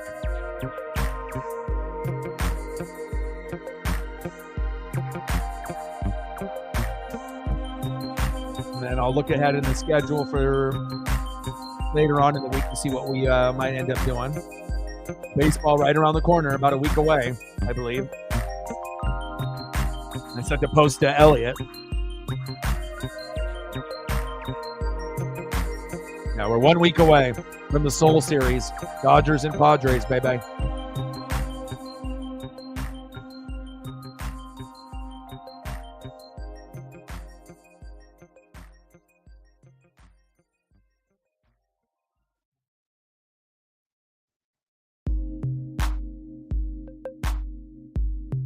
Where's Ovi? Where's Ovechkin, baby? And then once we get into intermission here, and then we can go over some more photos for y'all. Hockey, football, collectibles, whatever you guys want.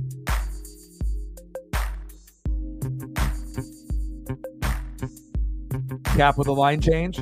17 shots on goal for the Oilers, 12 for the Caps. Where's Ovechkin at, baby?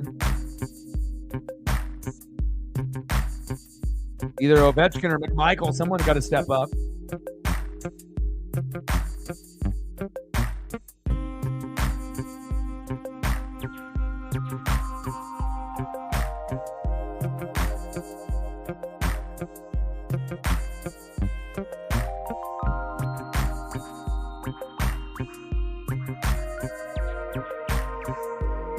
Stuart Skinner, baby. Take care of your mental health, y'all.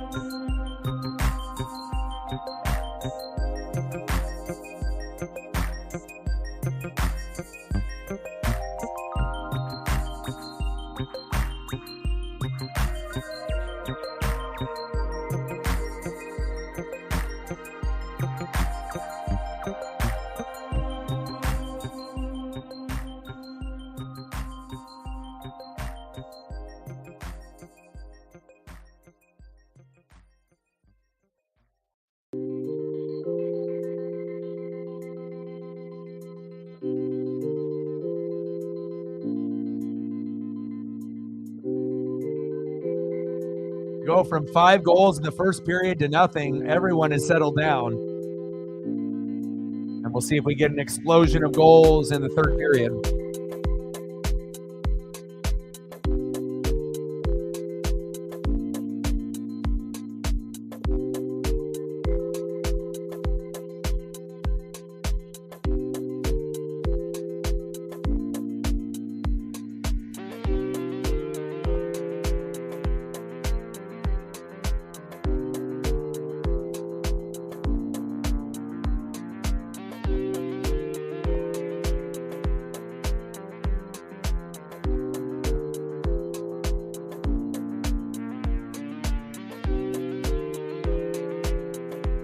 Did you watch the whole game? After what I saw, with the players, I mean, of course, we're going to have to do it in the regular season. But even though we lost Suarez and Kalanick and Teoscar, I actually do feel, and I know you do too, we are going to be a better hitting team with those guys gone. Even though they were fan favorites, for some of them, but I think that some of the names are going to be a little bit lower. Maybe not as recognizable to some Mariner fans. But I feel that as long as guys are getting hits, there's a goal. But as long as guys are getting hits and and knocking runs in, that's all that matters. We just don't want to see a bunch of strikeouts, and we want to be able to see batting averages above 280 if possible. And also, as a team, batting better than 220 or 230 as a team. So, and I feel that Zach Hyman with a goal, snapshot assisted by Ryan Nugent-Hopkins, 4-2 Oilers. Hyman had it. One more for a hat trick, huh? 4-2 Edmonton. Okay. Nice job.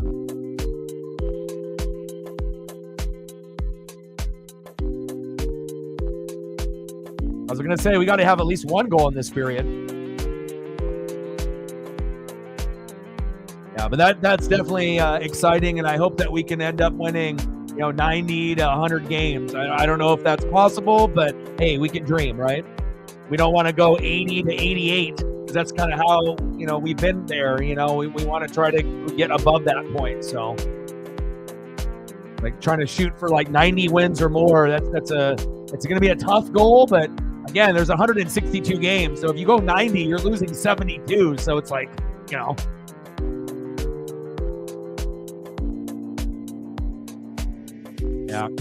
Cap casualty. They like him. They wanted him. Couldn't afford him.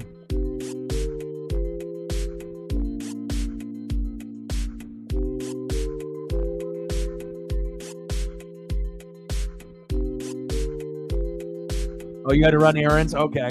So when I ran errands and walked Paisley, it was 0-0. You saw it. And then when I ended up coming back, then you ran errands, and then I got to see pretty much the rest of it. But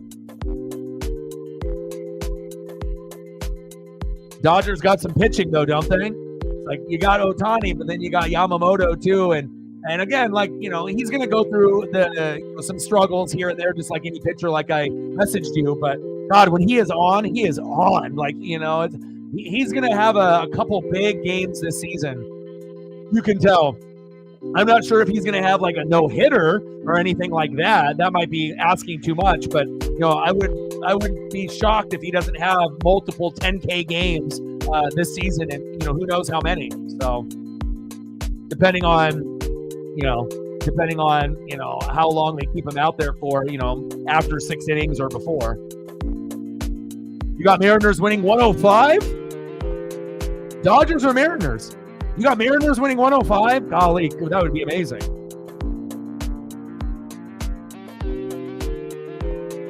$105 and 57.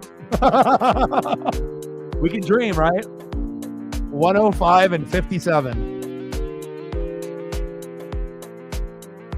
2 out of every 3 games we win. Yeah, but again, Shohei Ohtani, throwing a no-hitter at one point or another, Yamamoto hitting a no-hitter, at some point. I mean, you already know they spent so much money, over $1 billion. So, but again, they have a lot of problems with injuries, and a lot of times they have injuries with pitching, and a lot of times also their top guys go ice cold. Mookie and Freddie, really good in the regular season, but sometimes get ice cold in the postseason. So, if they want to be able to, get past some of these other teams like Philadelphia, they're going to need 1, 2, and 3 in the lineup to be hot throughout the whole year and in the postseason. And they're going to need a majority of their pitching to stay healthy if they want to, end up having a chance to win it all. 4-2 Oilers. 3 minutes to go in the second period. Edmonton up by 2. Yeah, I've got the AI. 105. Who's the best pitcher this year for the Mariners? George Kirby? And how many wins? Like, what are we getting out of George Kirby this year? 15 wins?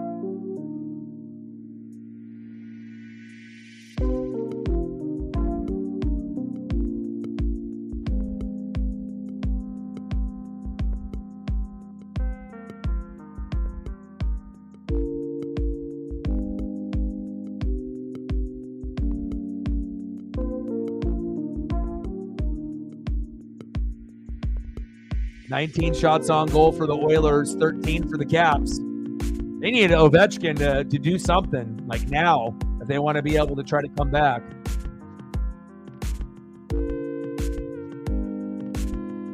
East wild card, Penguins, Devils, Sabres, Caps, and then Red Wings, Islanders, and Lightning. Yeah, I don't think Red Wings, Caps, Sabres, Devils, Penguins. I mean, you would assume it'll be the Lightning and then either the Islanders or the Red Wings, whoever ends up playing better late.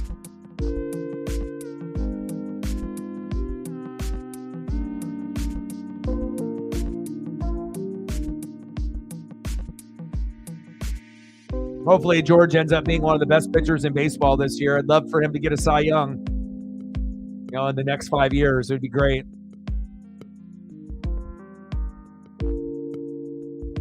And hopefully a little bit more consistency out of Bryce Miller and Wu and Castillo. And hopefully we can be awesome at one-run games, like the games that are low scoring, the 1-0, 2-1, 3-2, type of games. We have to be better like we were in Julio's rookie season. And if we are, then we can hit 100 wins. But if we are bad at one-run games, like we were last year, we're going to be getting closer to 80 to 90, just like where we have been. So we need to find a way to be able to get those extra additional 10, 15 wins. We have to find a way to play better early on in the season. And hopefully we can do that this year.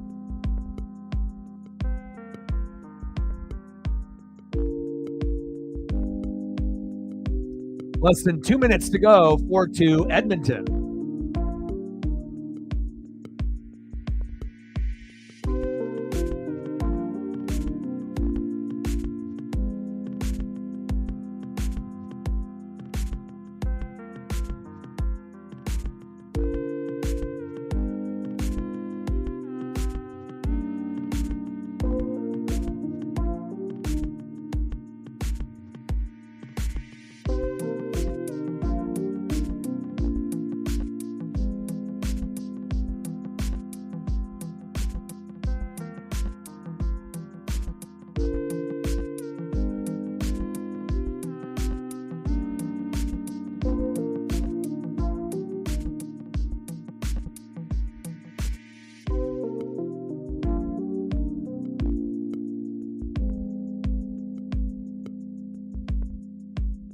You think they're going to put Gilbert at 2 in the rotation?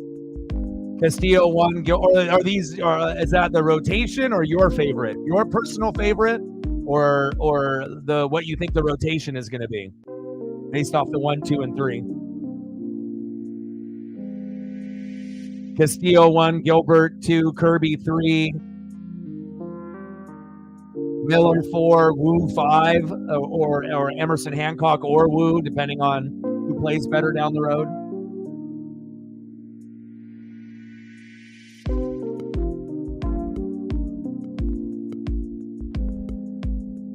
Edmonton power play.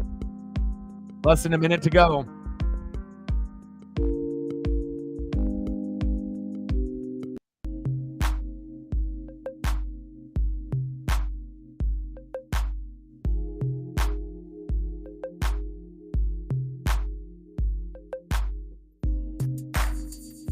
Power play tonight, 2 for 3 out of 5 shots out of the Oilers. This is Connor McDavid country.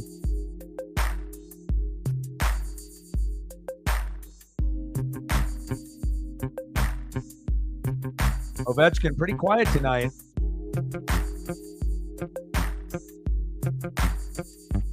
I mean, he's got an assist with the McMichael goal, but other than that, that's it.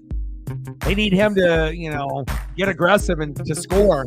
Like, they're going to need him to score twice in this game, or at least score once and get another assist to get him a little bit closer.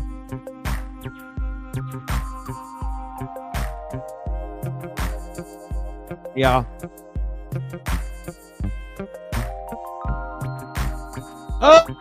Oh! Evan Bouchard. Wow, that was from deep. My goodness.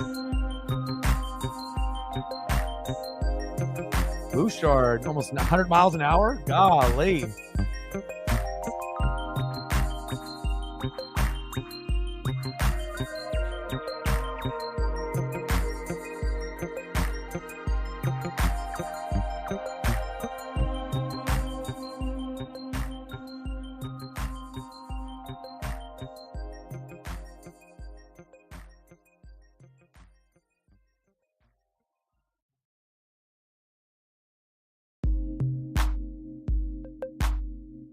5-2.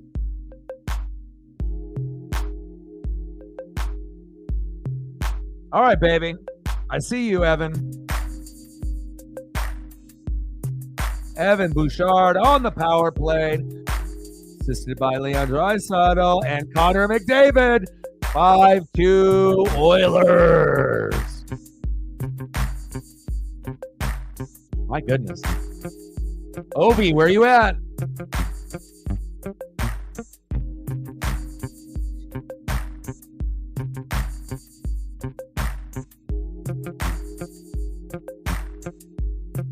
End of the second period, 5-2 Oilers.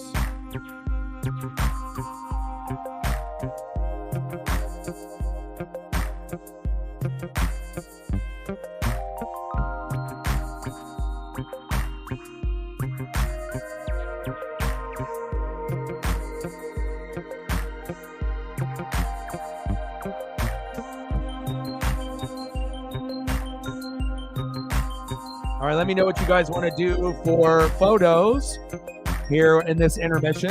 5-2 Oilers. We can do whatever you guys are wanting, so you let me know.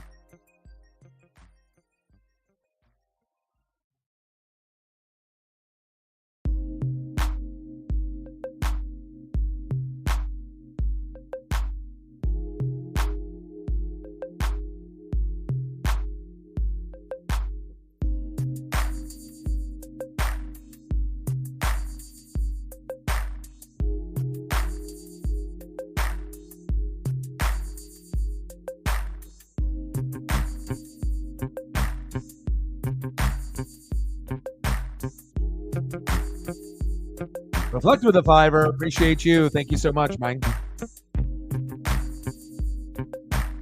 What do you want to do for photos? You want Mariners or what are you thinking?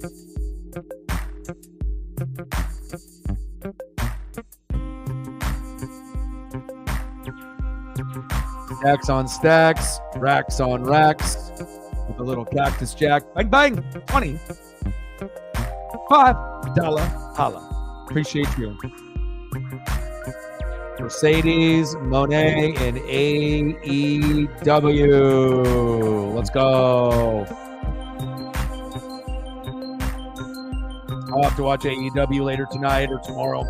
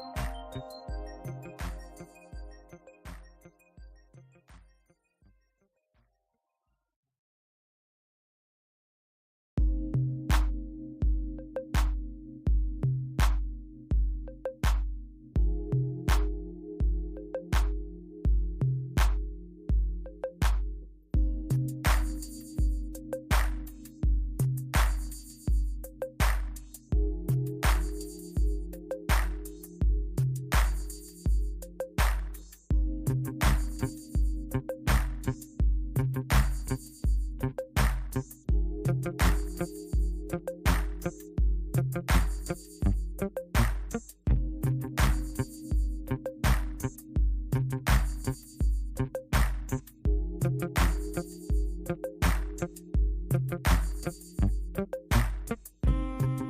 out of the footage and things that you've seen, who do you like right now on the roster? You got a favorite so far on the roster? You know, is it someone that's coming back to the team like Haniger? Is it like one of the newbies? You know, like with Garv or Polanco? Like you got a favorite player yet that that's a little under the radar right now?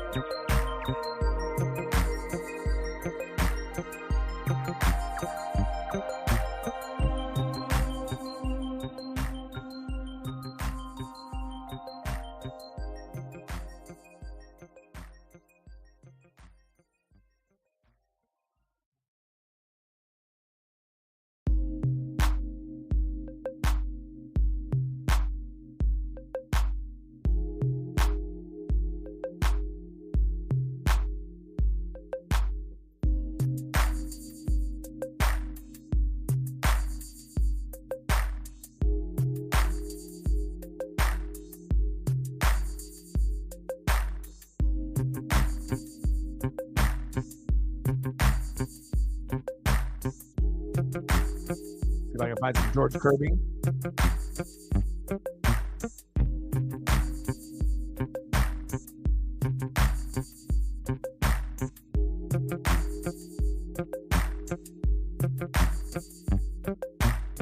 Love me some George.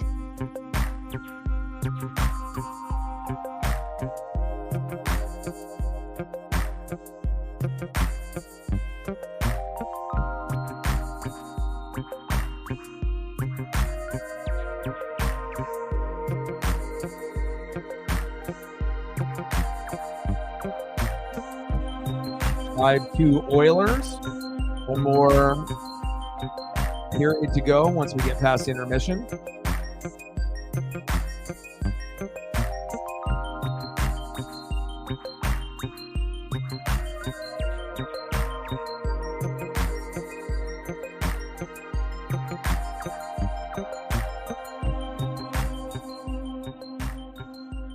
From a Haniger.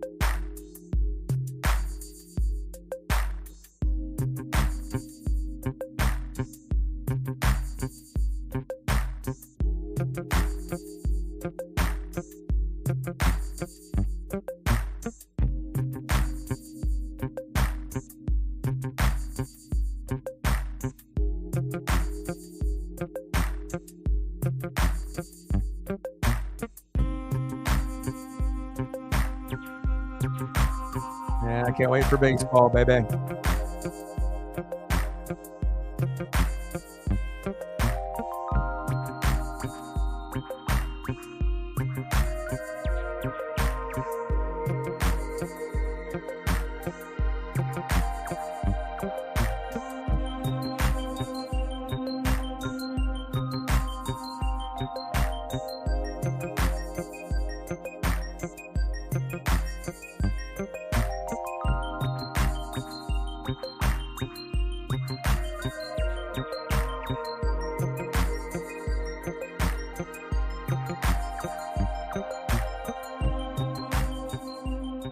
Yeah, nice to see him come back and having success. Hopefully he can keep that up throughout the regular season and then the postseason if we can make that.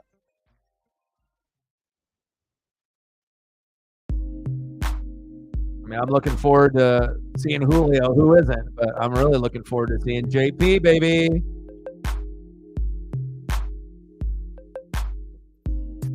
And big dumper.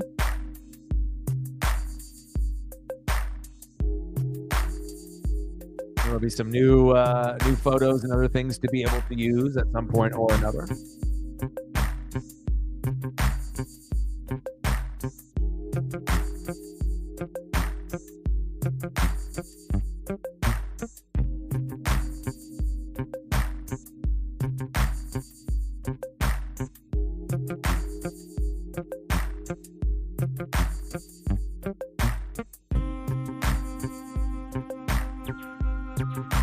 Go Cal.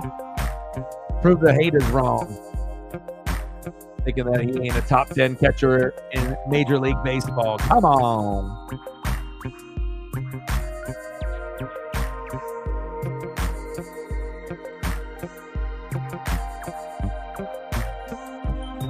I mean, obviously his defense could be better, but as far as a hitting catcher, one of the top 10 for sure.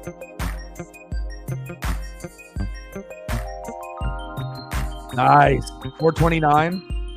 Love that. Who's the wild card out of all of it? Garv, Polanco?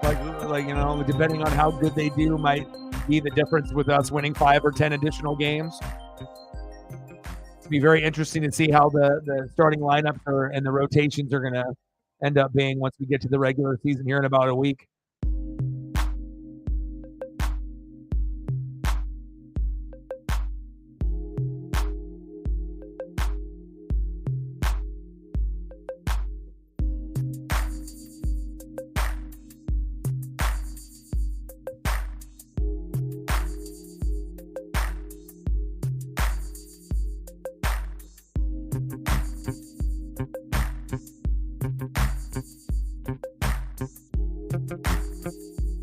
Jorge.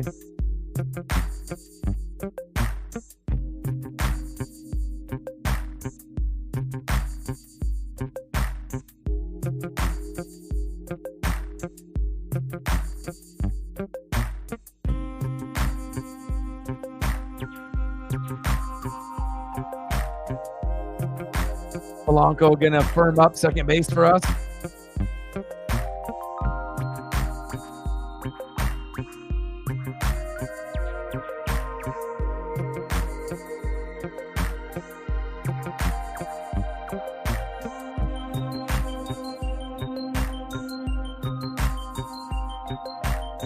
Yeah.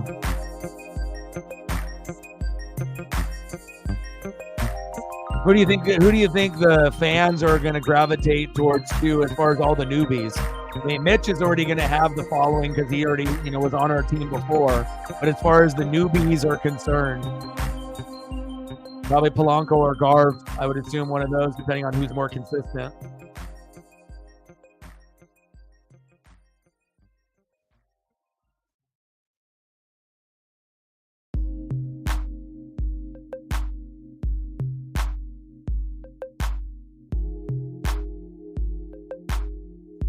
Bringing a Texas Ranger over with that experience.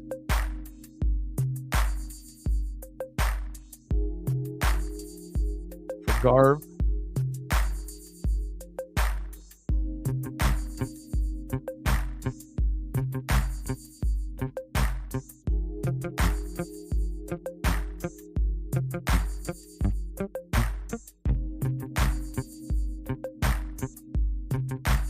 Yeah, and we got rid of a lot of the guys that struck out a shitload, like Teoscar, Kelenic, and Eugenio Suarez.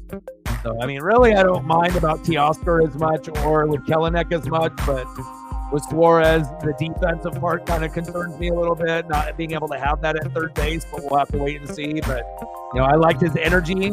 I just, I like Eugenio Suarez and, JP and Julio to have that energy for us. Now we just have to find someone other than Julio and JP to step up, for leadership.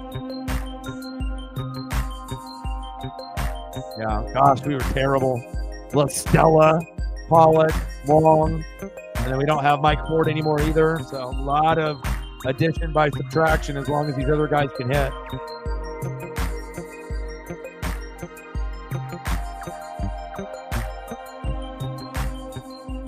Third period going to start here in a couple minutes.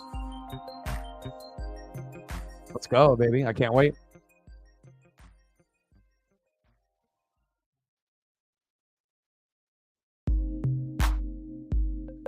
Edmonton plus 800, Florida plus 600. Wow.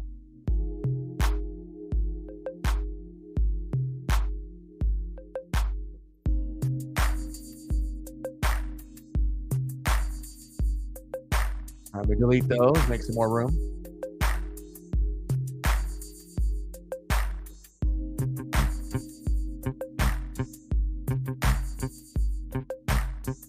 All right, anything that you guys want to be able to see, let me know. We got a couple minutes before we get into the third period.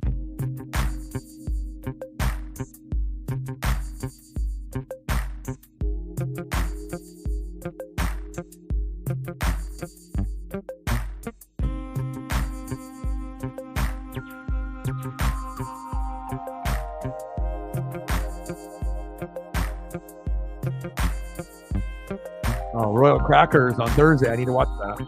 Adult Swim.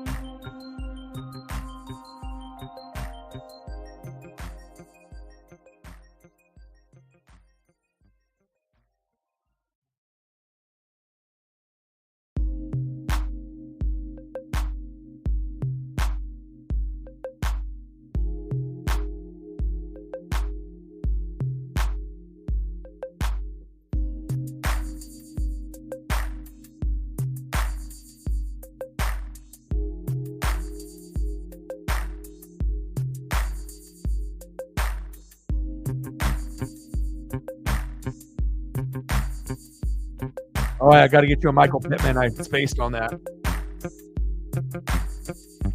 Hold on.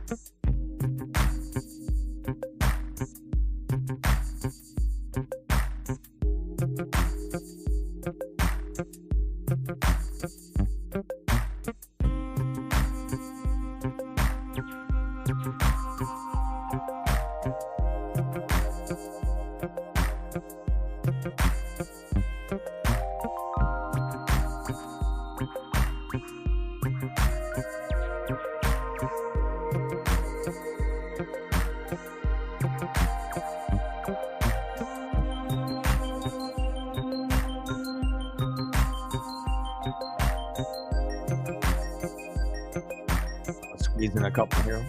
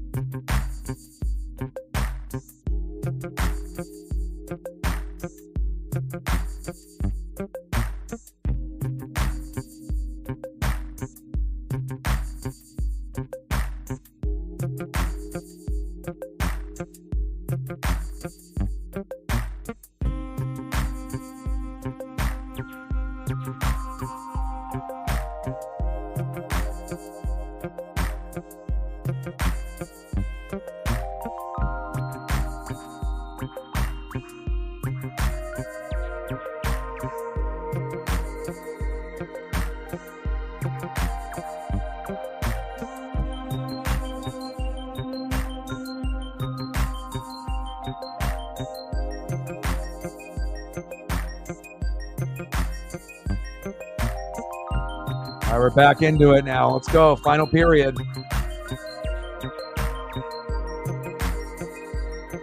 Squeeze in a few more before the broadcast is over.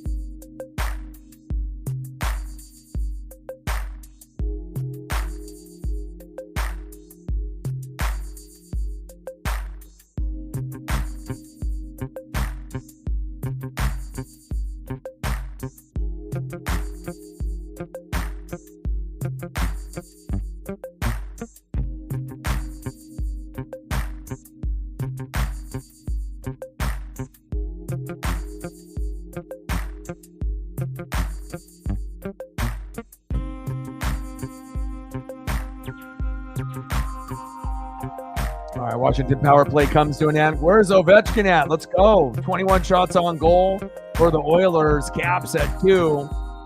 5-2 game, 21-15. Come on now. Ovi needs to have a big third period if they have any shot to even have it be a little bit closer.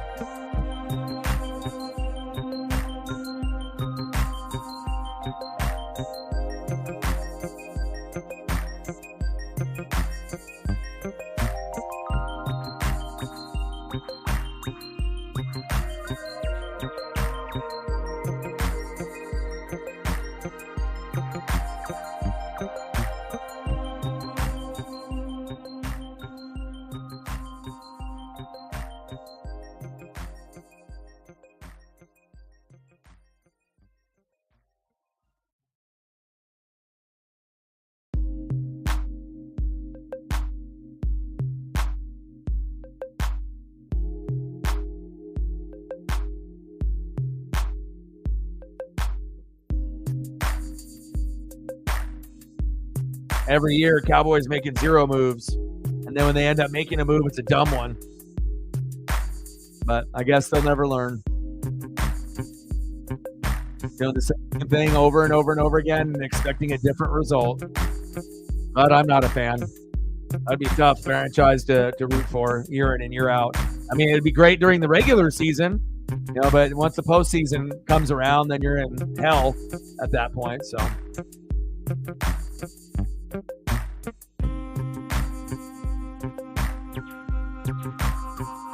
All right, come on, Ovechkin, get the fresh gloves, man. Because I got 2 right-handed gloves. There are 2 left-handed gloves. Come on now. Did I need a right and a left, dummy? There we go.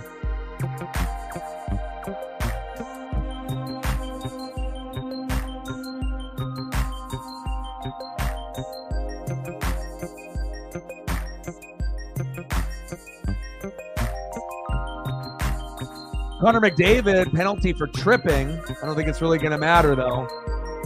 But if there was a time that they needed Ovechkin to get hot, it's right now. You're down 3 goals. I mean, it would be great if they could get 2 this period and it can get to 5-4, or we can get like a 6-4 game. But I mean, we had 5 goals in the first period, and then it kind of calmed down a little bit in the second period.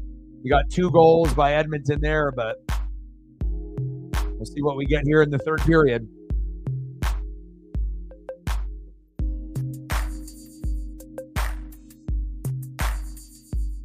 Yeah, but I think Allen knows, and every Cowboy fan already knows it,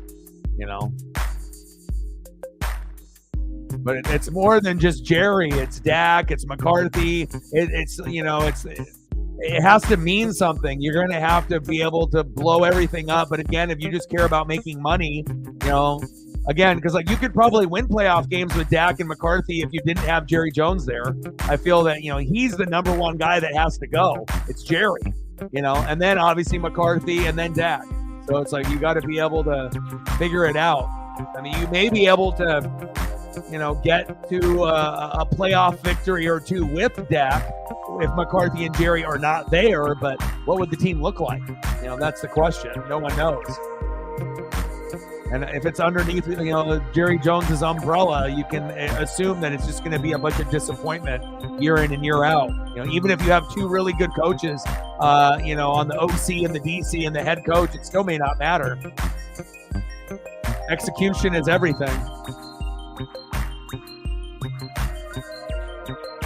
And also the players have to believe that they can actually do it instead of reading into the narrative of the choke that is going to eventually end up happening year in and year out at the end of the season.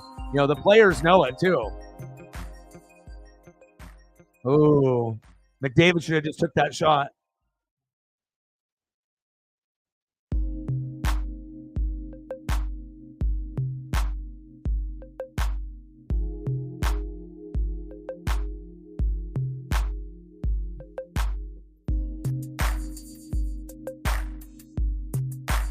Anything notable going on the NBA tonight? Anything crazy? Less than 14 minutes to go in the third period. 5-2 Edmonton. We're lucky maybe I can get a Connor McDavid goal or at least an Ovechkin goal before it's over. No, nothing. Or maybe a hat trick with Hyman. Something exciting. The last time these teams played, it was 5-0 Edmonton, so at least Washington did something tonight, but most of the games were a little out of reach. Seems like every game tonight, the team that ended up winning had a 2-goal lead or more. That's how it goes sometimes in the NHL. Sometimes the games are close, sometimes they're blowouts.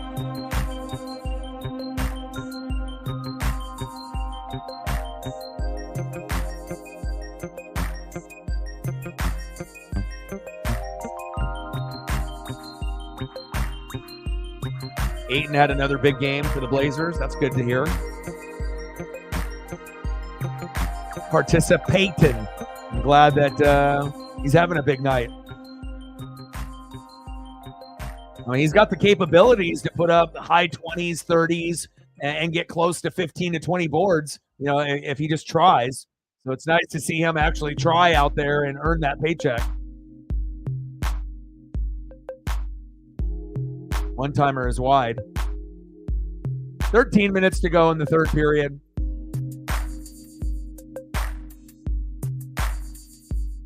$33-19. Wow. Nice.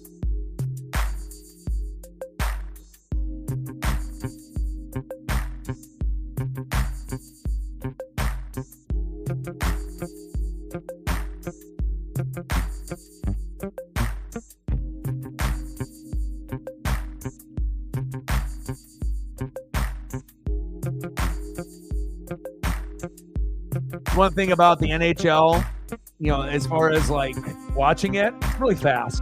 And that's what I like. The only thing that slows it down is the intermissions, being so long. If they cut the intermissions in half, then it would be, even faster paced and whatnot. But a little time in between each period for them to go to the bathroom and to regroup, I get it. It takes a lot of athleticism to be skating for 20 minutes nonstop. But as far as like ice time, it's very, very upbeat and fast, and I like that.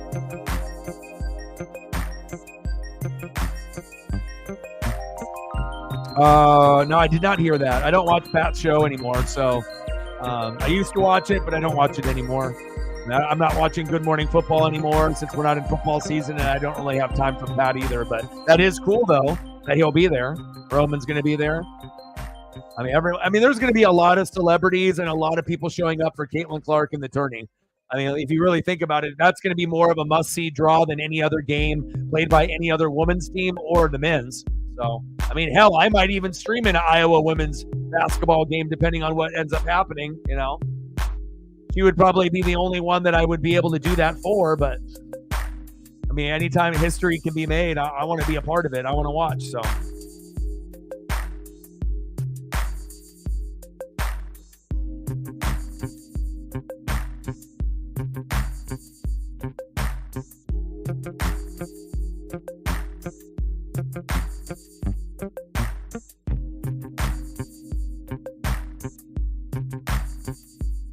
to limit Matt to 1 picture a stream, maybe 2, at least for that particular category.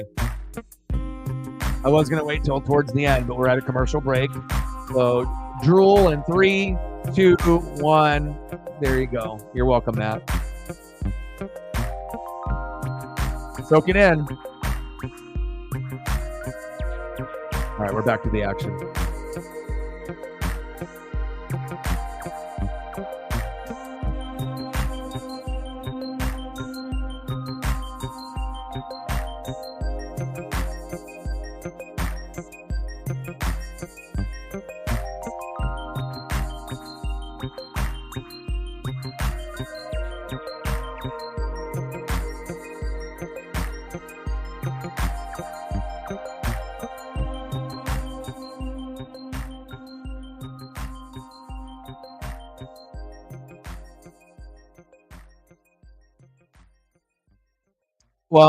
Well, Matt, I'll tell you this. Once you get a job, right, and once you get a computer, and once you get a microphone, right, and once you have an income, right, and then you have the ability to donate to the channel, the more that you end up donating to the channel once you get settled in, right, then the more Taylor Swift photos that you'll be able to get. So if that's not motivation, I don't know what is. So you want 10 pictures of Taylor Swift, well, then you got to get a job. Then you got to be able to get things moving, because I'm not going to throw that stuff up.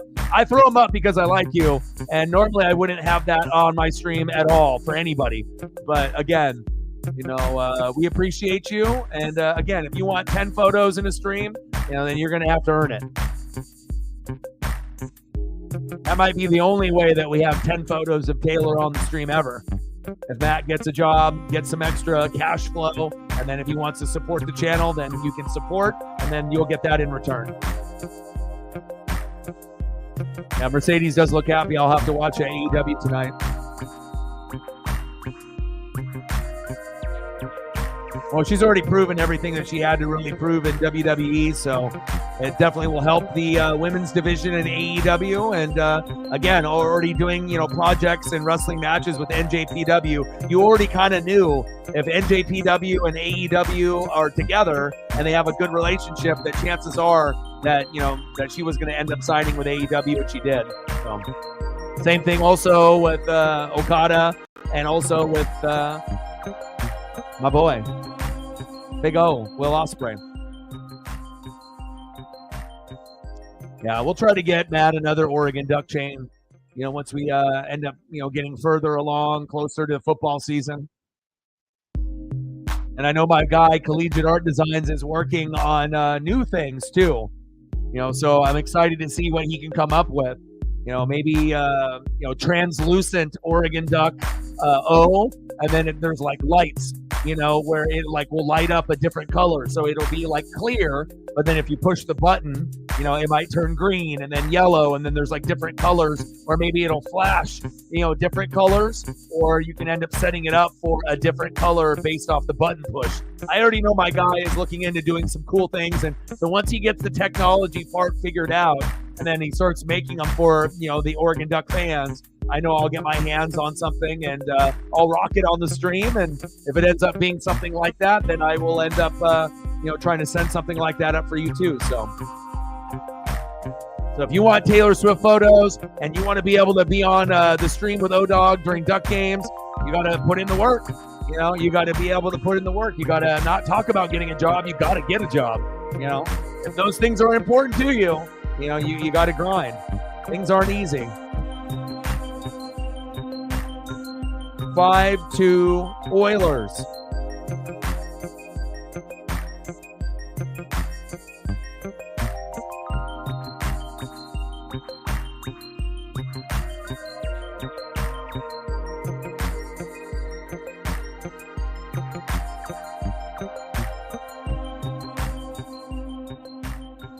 All right, we're halfway through. I'm not sure how many more goals that we're going to get. Maybe one each by each team. I'm hoping the Caps can. It kind of feels like they've checked out, but again, when you got Ovechkin out there, at any given time, you might be able to get a cheap one, but the defense has been pretty fucking outstanding from Edmonton after the first period, so.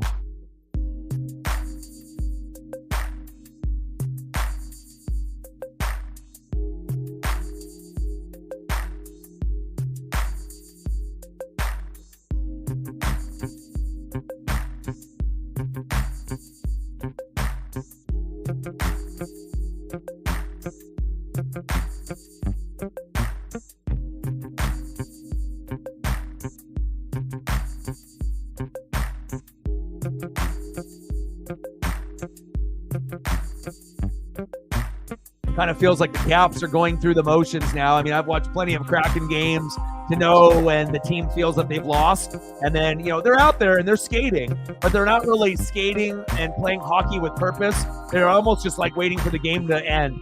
Oh, and there's another one.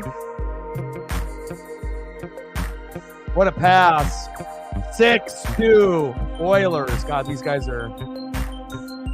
Warren. Oh, baby, baby, baby, baby. Hogle.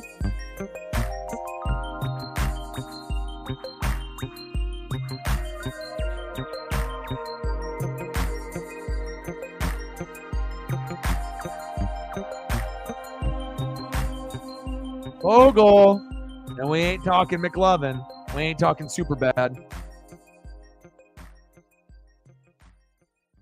All right, Warren. McLovin. Assisted by Ryan McLeod and Leon Draisaitl.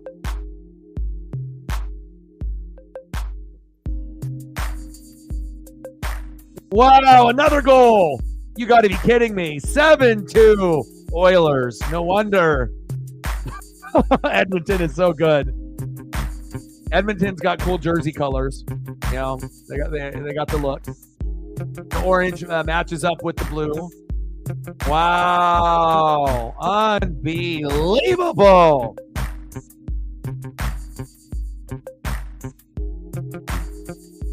Connor Brown. My goodness.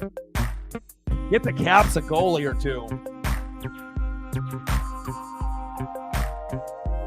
Something's fishy when you got 3 guys named Connor scoring goals in this game. Like, how many Connors are in the NHL? Golly.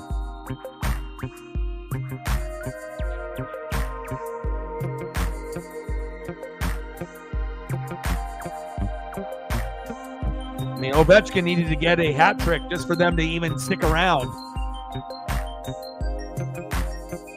Connor Brown assisted by Evander Kane and Anna Henrik. First goal since March 24th of 2022, Connor Brown. All right, Connor.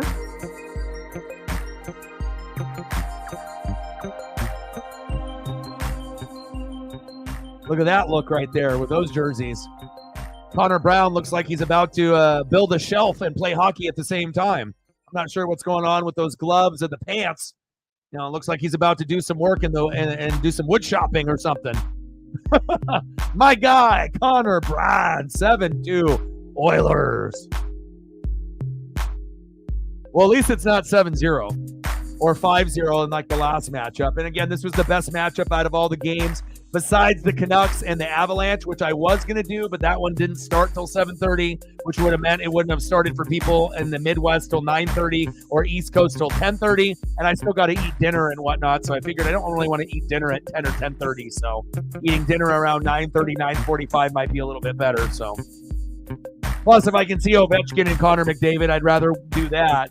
I mean, I've already done a Colorado matchup a couple days ago with McKinnon, so I like to be able to bounce around a little bit to get the knowledge. I got to be able to soak in all of the GOATs, and become familiar with them, just like I'm familiar with the NBA stars, the NASCAR stars, and the MLB stars. And I feel that, it hasn't really taken me that long to kind of get back into the swing of things like when I watched when I was a kid. So, blowout.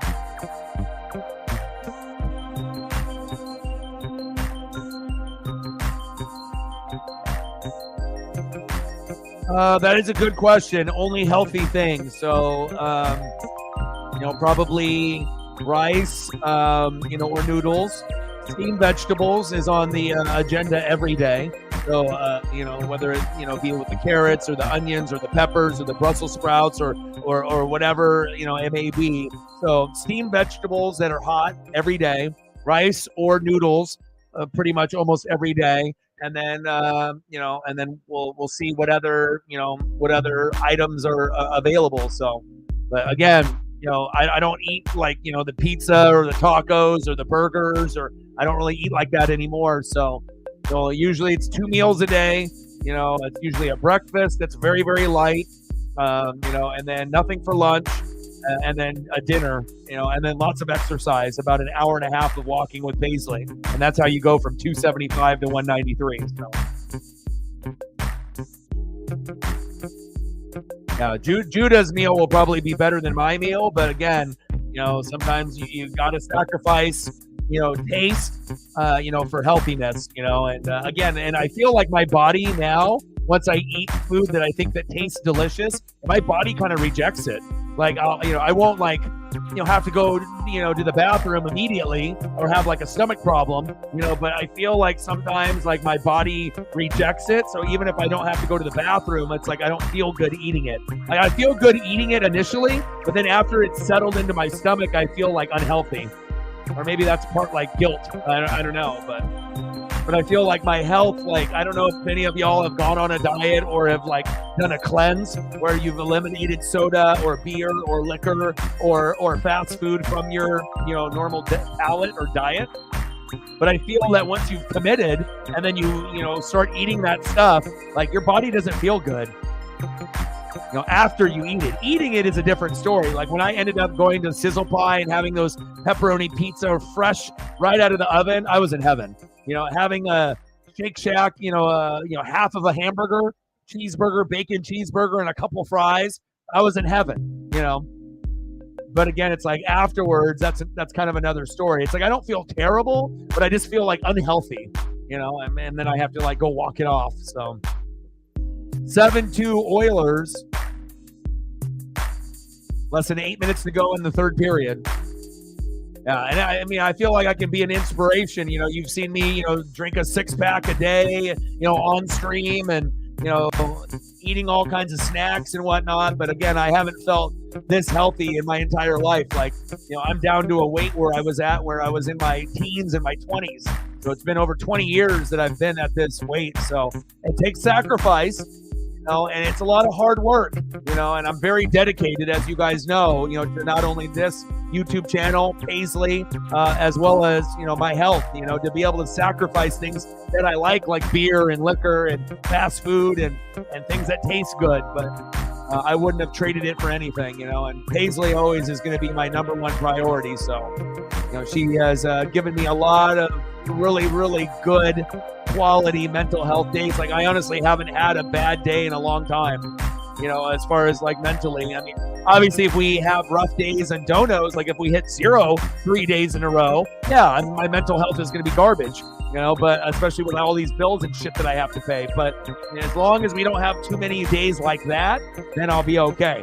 And it's okay to have a challenging day from time to time, hit goal, don't hit goal, hit goal, don't hit goal. But when you have like 3 consecutive days where it's, no support, that really fucking hurts. But, normally once we have 3 days of tough support, or lacking of support, usually on that 4th day, we get someone to step up really big to help us get out of the hole, where we end up having like $100 to $300 stream, which really helps. So, and it's like, I got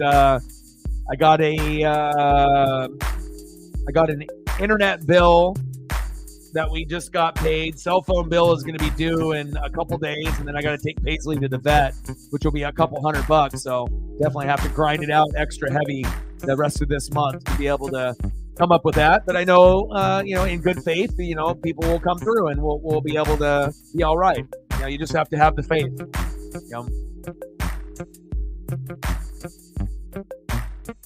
Good save.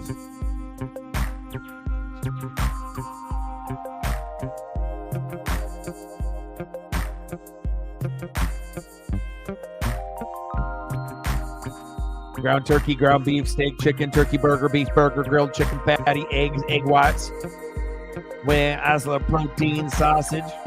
Yeah. But it also depends on like where you live, what your diet is, do you exercise, and you being in Hawaii compared to all of us being in the lower 48, a little different type of lifestyle and whatnot that you're living, and obviously your diet will be probably a little bit different than what we have access to here. So.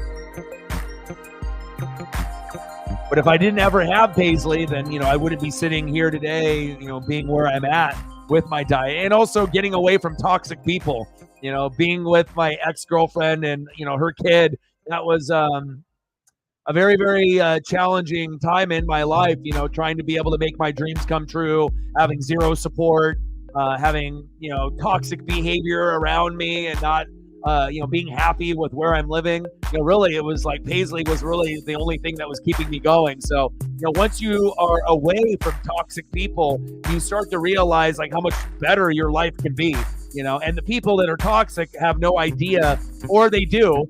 They think that the other person is toxic. In reality, they are the toxic ones. So, kind of funny how that works out. So, but I'm very happy with where I am at in my life right now compared to where things were.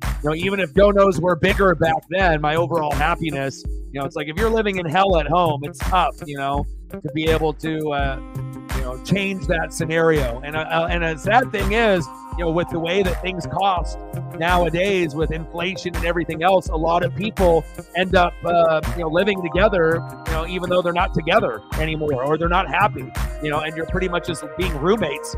Like it might have been good at one point, but you go from being like, boyfriend, girlfriend, and then it ends up being where you end up pretty much just being roommates at one point or another. And speaking of a beautiful baby,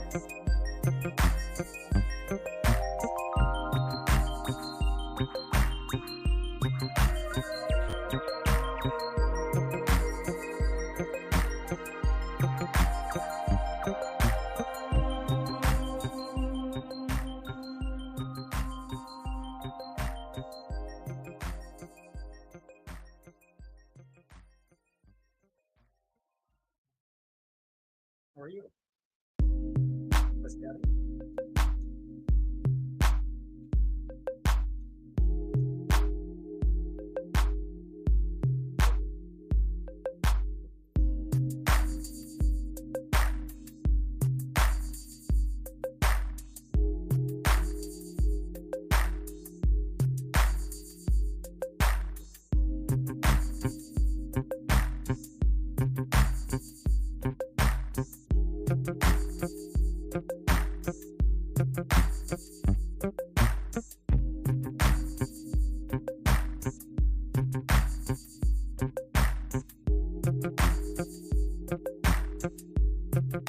He is a showstopper. I have never loved anything more in my life. I mean, it's like, of course, you're going to have like, mother, father, brother, sister, you're going to have like, family and whatnot. And then, depending on if you've ever been married or if you have kids.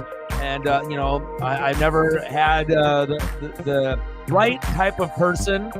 I've never been with someone that I wanted to have kids with, to be honest. I just never have been with, a person where I felt that this would be, a good thing, and, for her to be, me being the dog father of dog Faja, and, she's like my daughter and, just like my rock, my everything, and it's just amazing, to be able to have this bond, with a pet who is a family member. And again, some people, will never have that bond with a pet, with a cat or dog, and some people will. But let me tell you, if you ever are blessed enough to care enough about a pet to give it the life that it deserves and more, and then you can reap the benefits that that animal will show in return, based off its loyalty and love, there is not a better love in life than having a love by a pet like a cat or a dog that gives you not only the unconditional love, but goes above and beyond to give you that personal joy, to help you get out of mental health hell and to give you some joy and happiness. And I dedicate my whole life to her, and I've never been happier. She really does, put a really big smile, not only on my face, but my soul. I feel like, life is short and you want to make sure that you have good connections in life. And I will never stop going, out of my way, for her. I want to make sure that she has a life of 2 or 3 dogs, so when everyone else is just walking their dog outside once a day, I want to be able to do it 3 times a day. I want to make sure that she experiences the most, excitement in her life because obviously, for every one day that we live is like a week for a dog. So remember that if you do have a pet, make sure you're going the extra distance, and don't be lazy.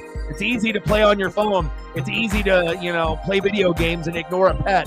But I'm telling you, you take the sacrifice and the time to play games with your pet, spend more quality time, even if it ends up being a little bit of a hassle, getting dressed and putting on shoes and walking outside in the rain and whatnot. But I'm telling you, you put in that work and that effort, you will get rewarded tenfold.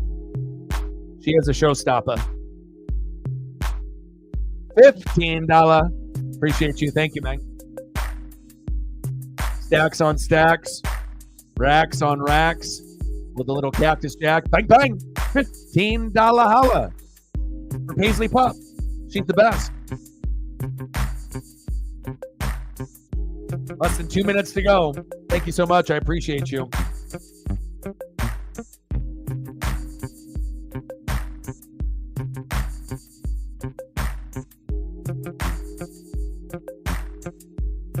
Yeah, but like I said, my bond with her is, very, very close. Again, it's like we spend all our time together.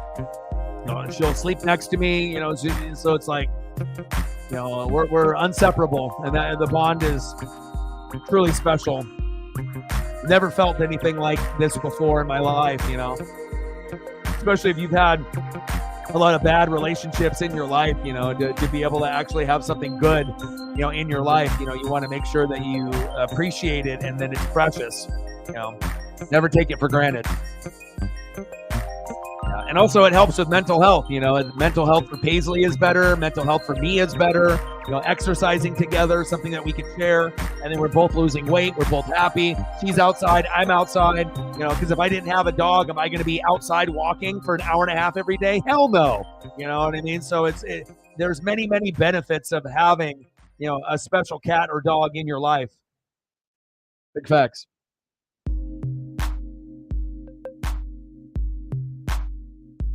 And a lot of dogs, bark at Paisley because they're pissed off.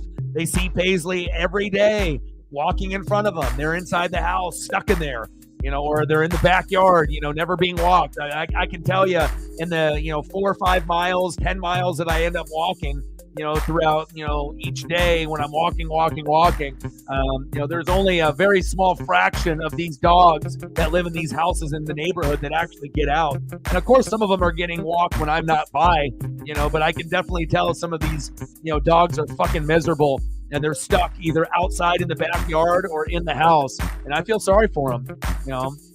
Dogs need to be outside. They need to be able to live. They do not need to be confined in a house, 23 hours or more in the day. Like, they need to be able to run around, and just letting them around in the house, walking around, even if you have a big house or in the backyard, that's not fucking good enough.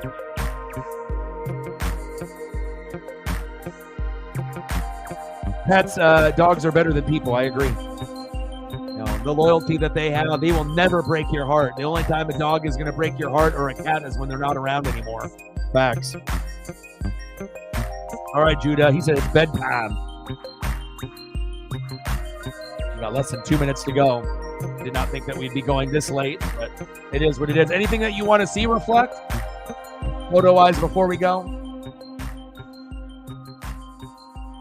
But Paisley has changed my life for the better. Like, I never thought I would be able to feel this way. Yes. Long life, though. You actually ended up having a very good relationship and a good life. And like I said, I think a lot of times with cats and dogs, when they end up living longer, it is a true reflection of who you are and how much you love the cat or dog. Because if you don't give a shit about a cat or a dog, right, they may pass away a lot sooner based off being overweight or neglected, and sometimes you're going to have cancers and other weird things that kind of come up that will eliminate the pet's life sooner than it should, but again, if you feed it properly, you show it the proper love, you exercise with it, you're making sure you're doing everything in your power for your cat or dog. That's why you see these stories sometimes of cats or dogs living 15, 18, 20 years, Shout out to the pet owners that love their pets. Breaks my heart whenever I see, little things on like Instagram or Facebook or Twitter of neglect on cats and dogs. It just freaking makes me cry. And this, I couldn't imagine, certain, animals in situations that they're in. And it makes me even want to love Paisley even more. So, all right, we got less than a minute to go. Doesn't look like the Caps are going to get another goal, but Edmonton getting another goal wouldn't surprise me.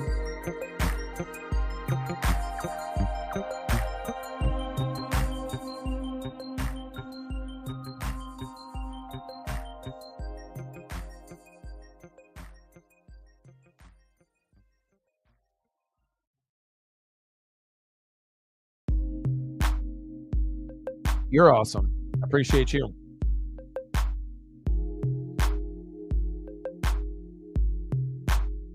Wow, hit the crossbar. They can't even catch a break.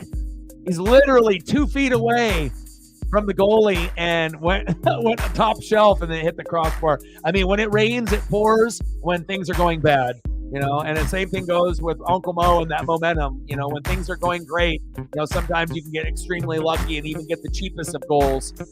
And we got 30 seconds left. Oh, nice.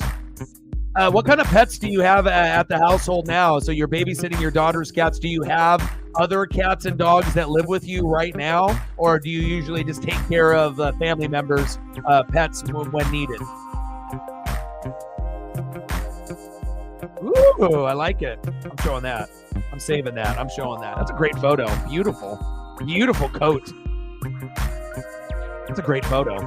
Here, I'll send that to Sarah and we'll throw that up. I was going to say, if you want to throw up a photo of something like that to me, I would gladly like to be able to have that shown. Beautiful photo. That's a great picture, man.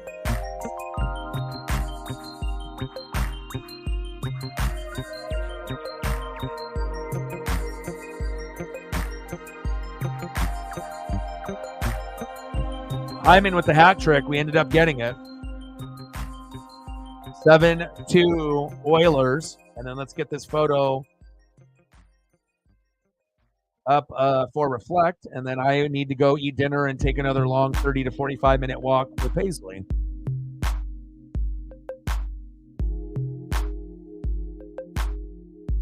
Hyman Hattie. It actually happened. Oh, would you look at that? Beautiful. Look at the colors too. I haven't seen too many cats that have that color pattern, almost like a cheetah or something of that nature.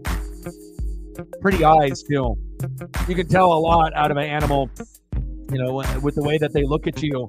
Like when I look at Paisley too, it's like I feel like I can kind of see into her soul, and she has such personality, and she'll talk a lot. So we'll have like conversations back and forth, and yeah, unbelievable.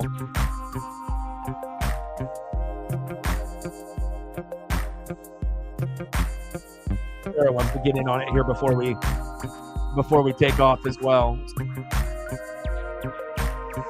Let me see if I can pull that one. I mean, if you're looking for a single thing that can make your mental health better, music, getting outside, taking a walk. But again, if you do have a pet, do not take them for granted. Go out of your way to show them the love. And remember, the next time, when you have free time and whatnot, dogs are so precious. They are the most precious thing on planet Earth. And for every one day that you live, that's a week for a dog.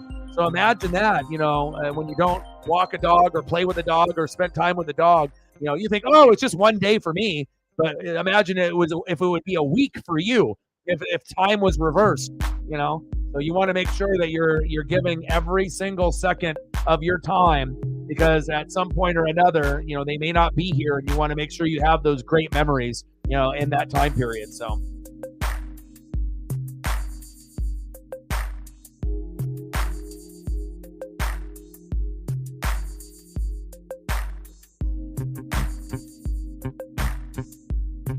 Yeah. Beautiful. What are the names of the cats? What are the names of Obviously, we know this is Bandit. This is Sarah's dog. And then Sarah got her dog when I got my dog around the same time. And I imagine her mental health has been at a much better place than what it was prior. So it definitely can help. What are the names of these two beautiful felines? Jalen and Rome. Huskies, huh? I see it. Jalen for Jalen Polk. Rome for Roma Dunzier. Oh, okay. Fiona. And then Daryl. I love me some Daryl. Like I said, he's my favorite character in Walking Dead. And again, like one of my favorite toys is Daryl with the motorcycle and the crossbow. I have a few Walking Dead figures. Love me some Daryl. Love me some Daryl. I was actually thinking about watching Walking Dead from the very beginning and starting it over. So that might be a possibility. Might end up doing that.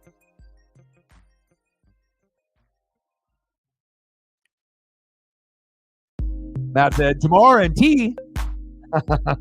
Well, I love you guys and I appreciate you guys very much. Thank you so much for your support, for all the people that donated, commented, shared. Shout out to all the people on Twitter/X that are watching. Shout out to Reflect and Sarah, Megan, and Matt, all of y'all. I love you guys and I appreciate you guys very much. Tomorrow, we're going to end up doing the Caps and the Kraken, and that is going to be at 7 o'clock Pacific.